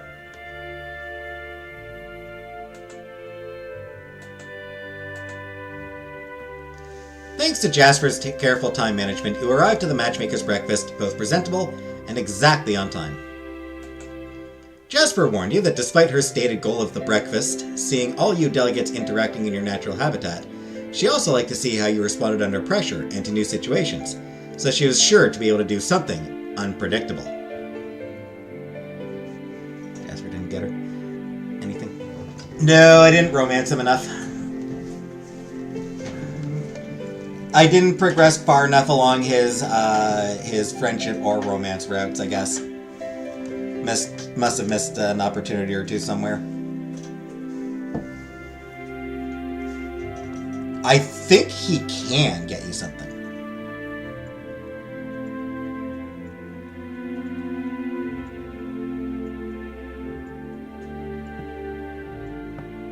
Or maybe he can't. No, he doesn't, I don't think. No, okay, yeah. Jasper never gets you something. God of Woman. So, Jasper actually never gets you anything.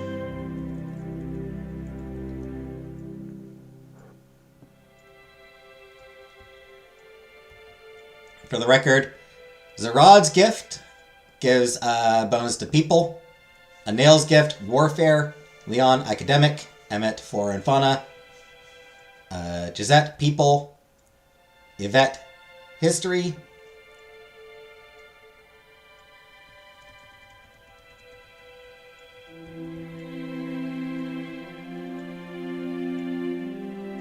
Oh, and I think other stats as well. I think it might affect other stats as well. So yeah. Whatever.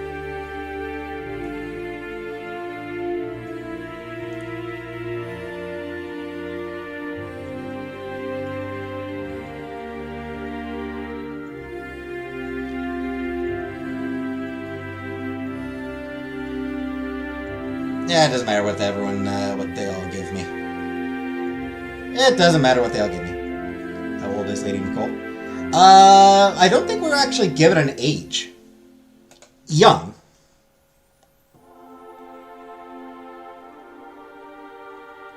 Main character generally is young, but I don't think we're actually, like, or is, I think sort of meant to be seen, or, you know,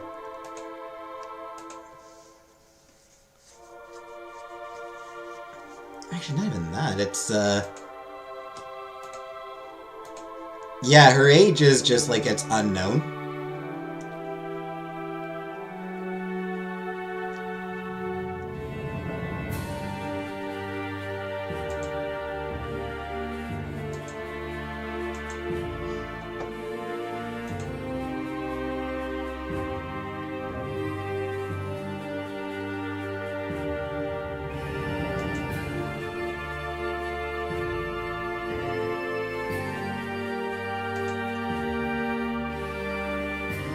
Avalie is not romanceable, okay.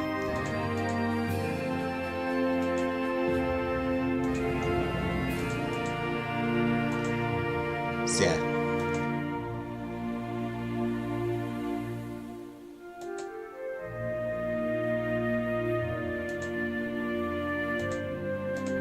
And Cordelia is not romanceable. I couldn't remember if she was or not.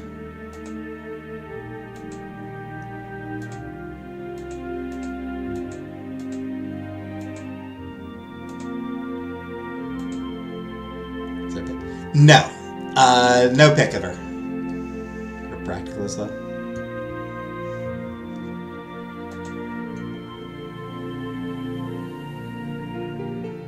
Oh, over here. I'm not that low. 40. 40 is not bad.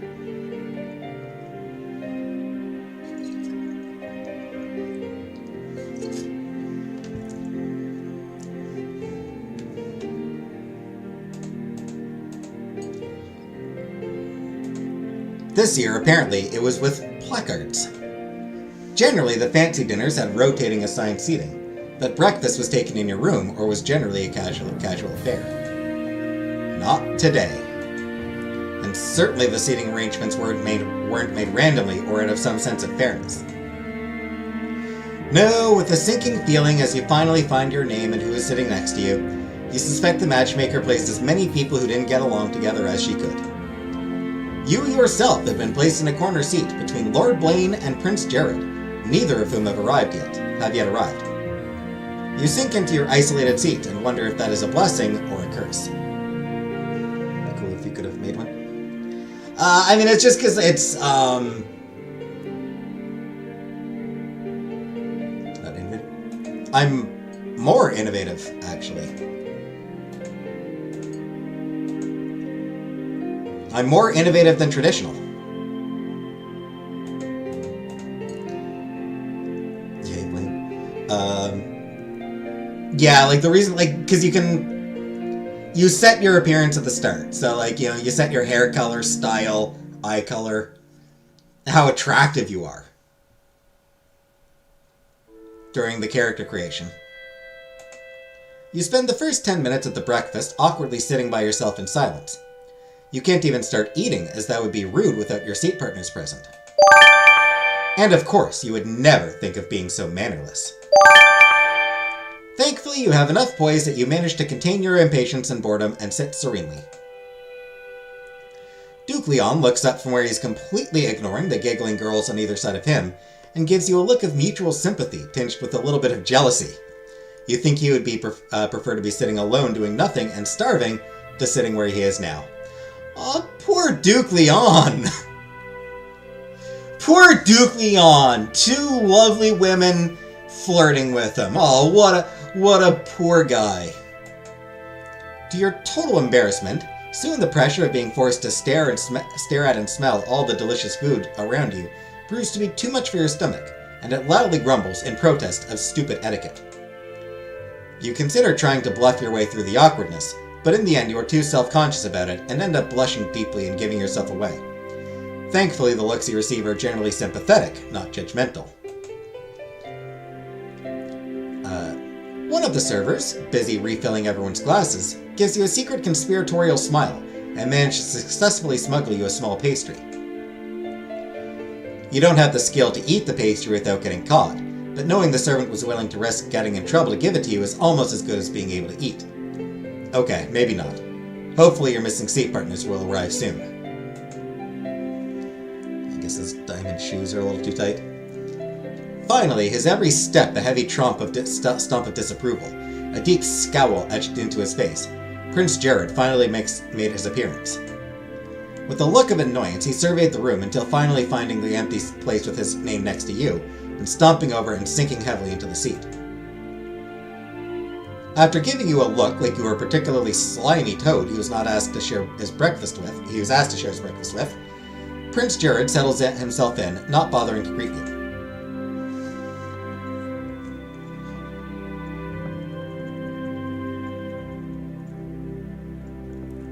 Anything that... yeah.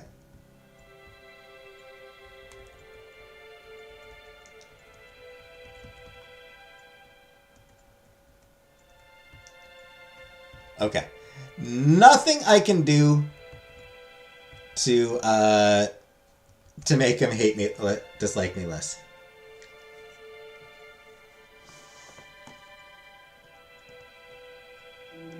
Boy's fat corn cub is up his bum. Between two a-holes. Yep.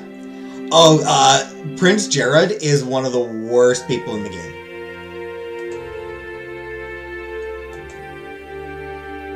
Like, legitimately, Jared and Gisette are probably the two worst people in this game. Gisette is at least, like, Gisette is at least charming. She's awful, but she's still charming. Jared is just an asshole.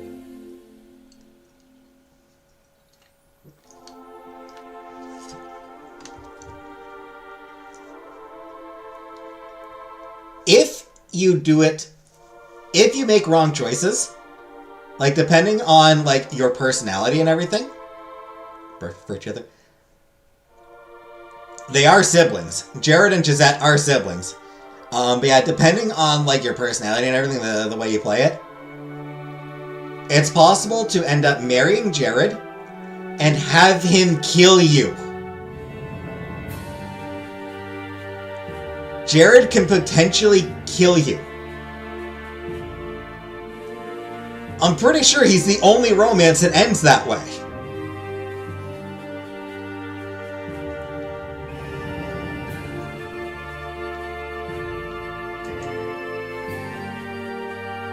He's the worst. You look positively distressed, Your Highness. I hope there is nothing troubling you. He gives you the look of someone who is expecting a sweet apple, but bit into a lemon. He doesn't bother to give you any further answer, let alone one using actual words.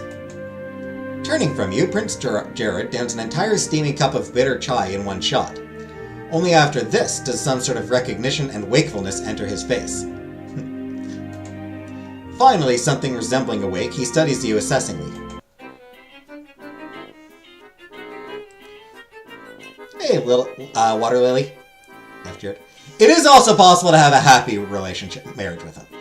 Like, again, depending on how you play, it is possible to have a happy marriage with him. It's just like, it's possible to marry him and he kills you. Which, yeah, he's awful. I can't believe... Sorry, gotta get into my French accent. I can't believe that. No. I can't believe they expect me to have an appetite while stuck looking at you all morning.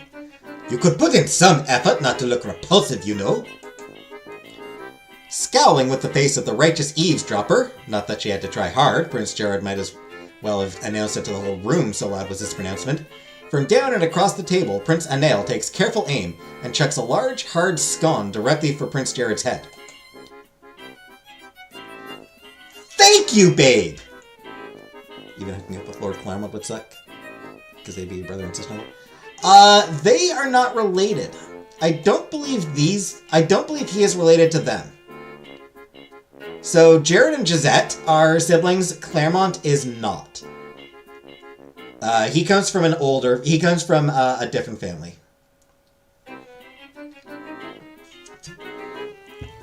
I have not played Heartopia. Anyway. Thank you, Anna. Of course he's French. Well, I mean, Rivero. Rivero just sounds like a French name. It's not because he's an asshole. I didn't give him a French accent because he's an asshole.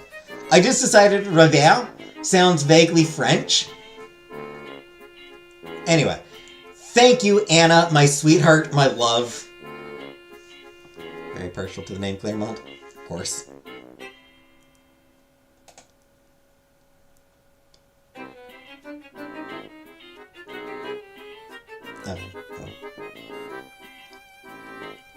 Insult my pretty neck again, you rude cur who is an insult to the fleas on the mangiest of dogs, and I will throw something much sharper next time.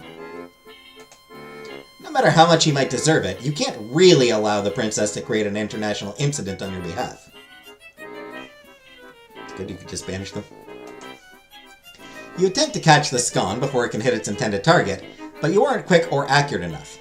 Not like Anna, whose aim proves pretty perfect, as the scone slams right into Prince Jared's forehead, bounces off, and lands into the bowl of soup you have very politely been waiting to eat. You attempt to ignore the small splashes of soup and Prince Jared's outraged noises.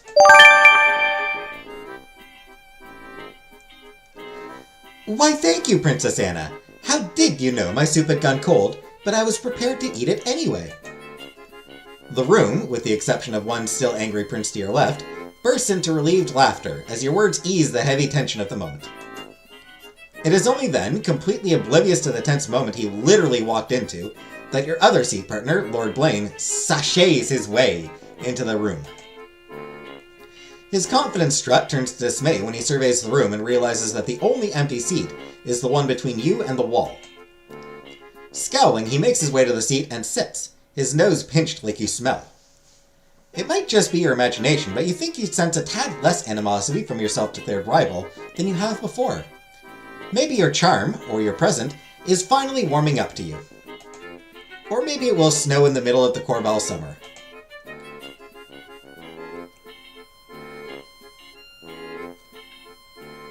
I can't believe I have to sit next to you. If I couldn't sit next to my fair Princess Anel, I could at least sit next to someone less... I wouldn't worry about him, Glitter. It's the nature of fool's gold not to want to sit next to the real thing. It's not a very flattering comparison. Good eye? I wouldn't worry about him, Glitter. If you were going to be fussy about where you sat, Lord Blaine, maybe you should have shown up earlier than 15 minutes late. Apparently there is such a thing as a sympathetic, flirtatious wink, for that is what Prince Zarad sent your way.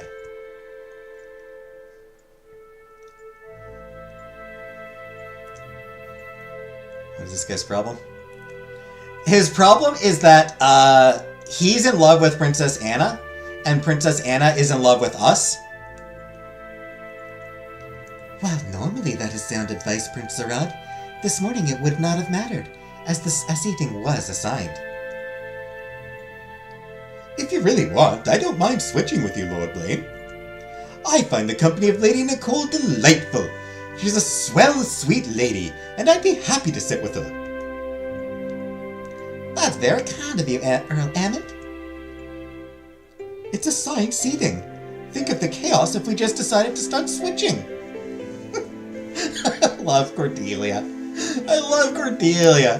Think of the chaos if we decide to switch. Suddenly you are the center of all conversation and everyone's attention. It's rare that the large group of delegates were quiet when gathered together, but they were quiet, almost silent now. Honestly, it's not that unusual for you to draw people's attention, so you are able to handle the scrutiny with some amount of grace.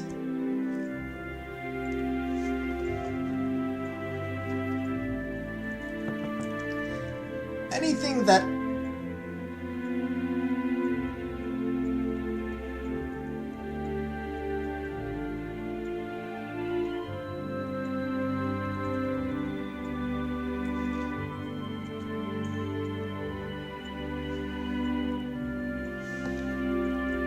I believe this one at least gets me some respect.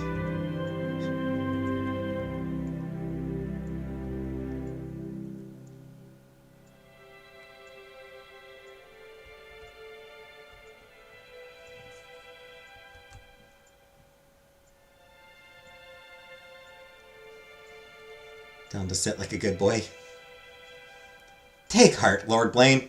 You succeeded in making quite the dramatic entrance. I'm sure no one will forget it. Blaine looks pleased by the prospect, right up until he remembers who the words came from.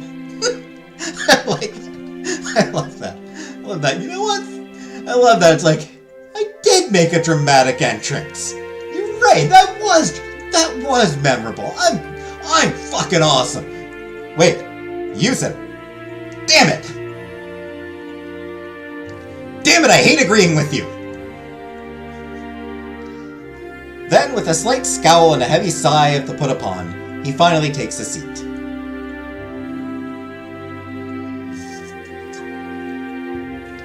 Now that Blaine has finally taken a seat, you are finally allowed to eat some of the delicious food in front of you. Of course, you are still required to make polite conversation with the two men who aren't feeling particularly polite towards you or the world. Unfortunately, you aren't skilled enough to hold a conversation for 3 and constantly find yourself tripping over your own tongue. You have managed to eat enough food that your stomach is no longer protesting it and carry on a conversation polite and boring enough that everyone has moved on from watching like you and your seat partners were the meal's entertainment. In fact, things have settled into something resembling boring normality. You should have known that anything named in honor of the matchmaker would never be allowed to stay so. Humor always helps, indeed. Let's watch you visit a vlog in Japan, go to a host club. I don't know that I'd want to go to a host club, but there are definitely things I want to see in Japan. A sharp voice cuts through all the chatter, even from completely across the room from where its owner was sitting at the head of the table. Lady Nicole! Your brain racing at this unexpected development, you nonetheless manage to answer without missing a beat. Yes, Lady Matchmaker. This soft-hearted fool next to me just expressed pity for you. She says that I was cruel to you and my seat arrangements this morning. What do you think, Lady Nicole? Do you have any complaints about my cruelty? Suddenly, every eye in the room is on you. I mean, kinda.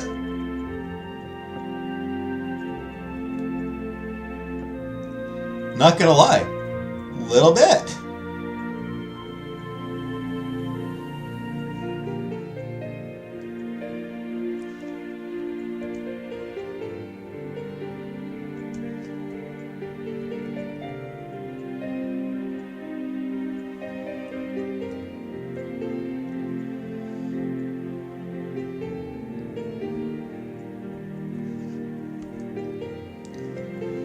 Attempt to find an answer that pleases everyone.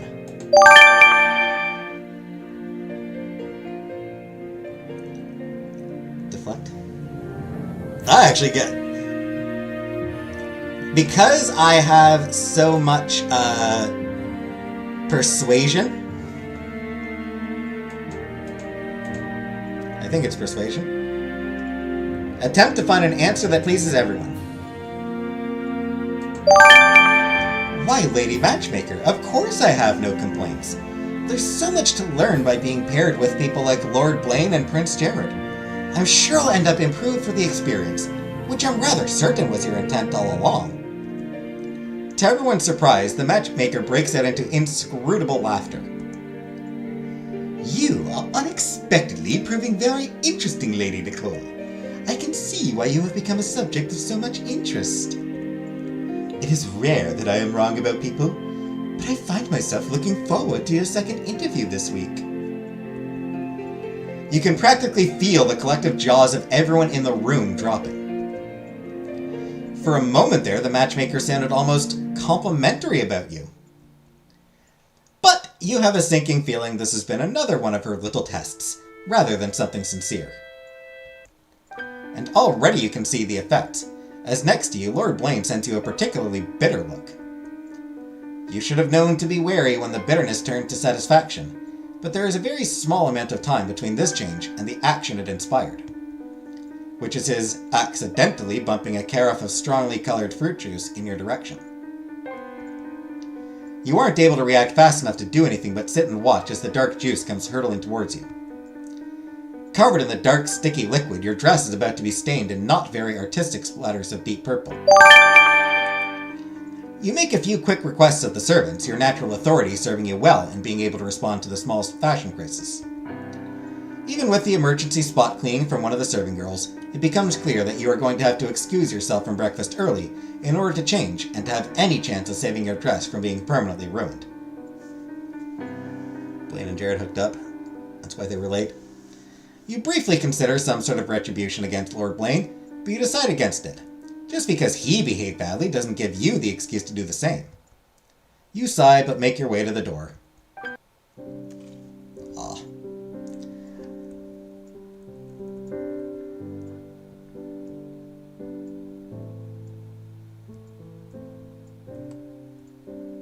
I think...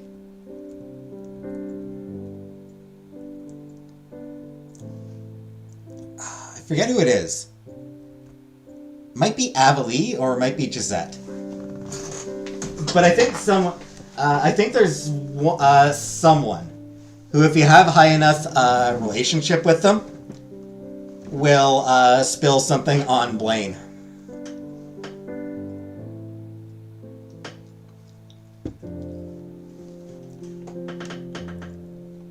You make your way back into your room where Rhea looks at you in horror. Oh, my lady! Oh, my lady! Lady Nicole! When I heard you would need me urgently, I never imagined this. Why, you poor thing! And you poor dress! Between her exclamations of horror and her reassurance to both you and to your dress that she would make you red again, Rhea manages to deal with everything neatly. Using her hard work and some impressive solution in a basin, she even manages to get all the stains out. You sigh and throw yourself back against your bed. It has been quite the morning. It's hard to believe this week has hardly begun. And not just your week, your day too has just begun. You can't hide in your room forever. You still have other things to do.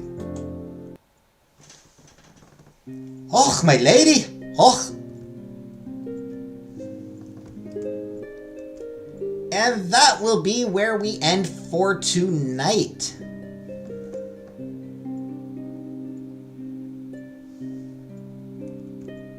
You got an extra 15 minutes, so you can't complain.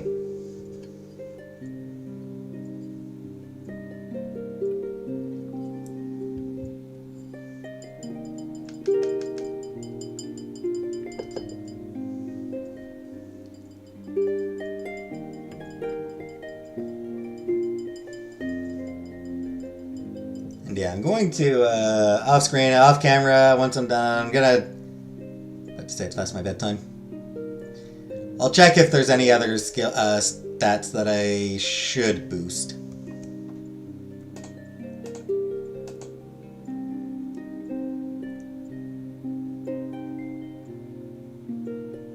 Wouldn't mind getting my manipulation up to 50. Probably be nice to get manipulation at 50.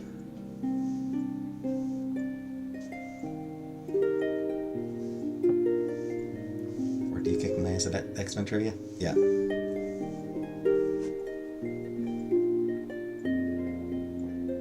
I do cunning as well. I might increase my cunning as well.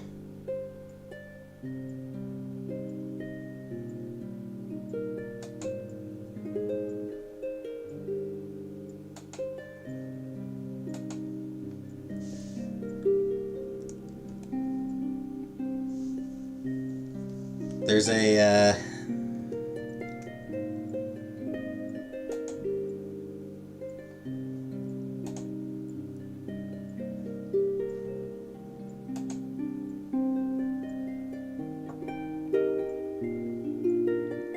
there is a thing in week 4 that I will want to make sure I have my stats for. Okay. Yeah, I'll send them. I'll send the 2 options tonight, Catherine. My 2 choices. So yeah, there's something in week 4 that I want to make sure I have the right stats for. So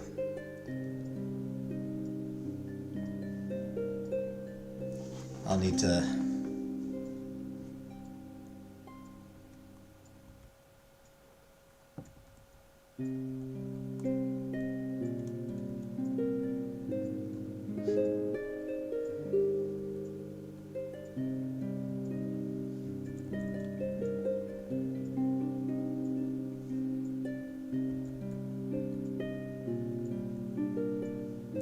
Alright, so thanks for watching.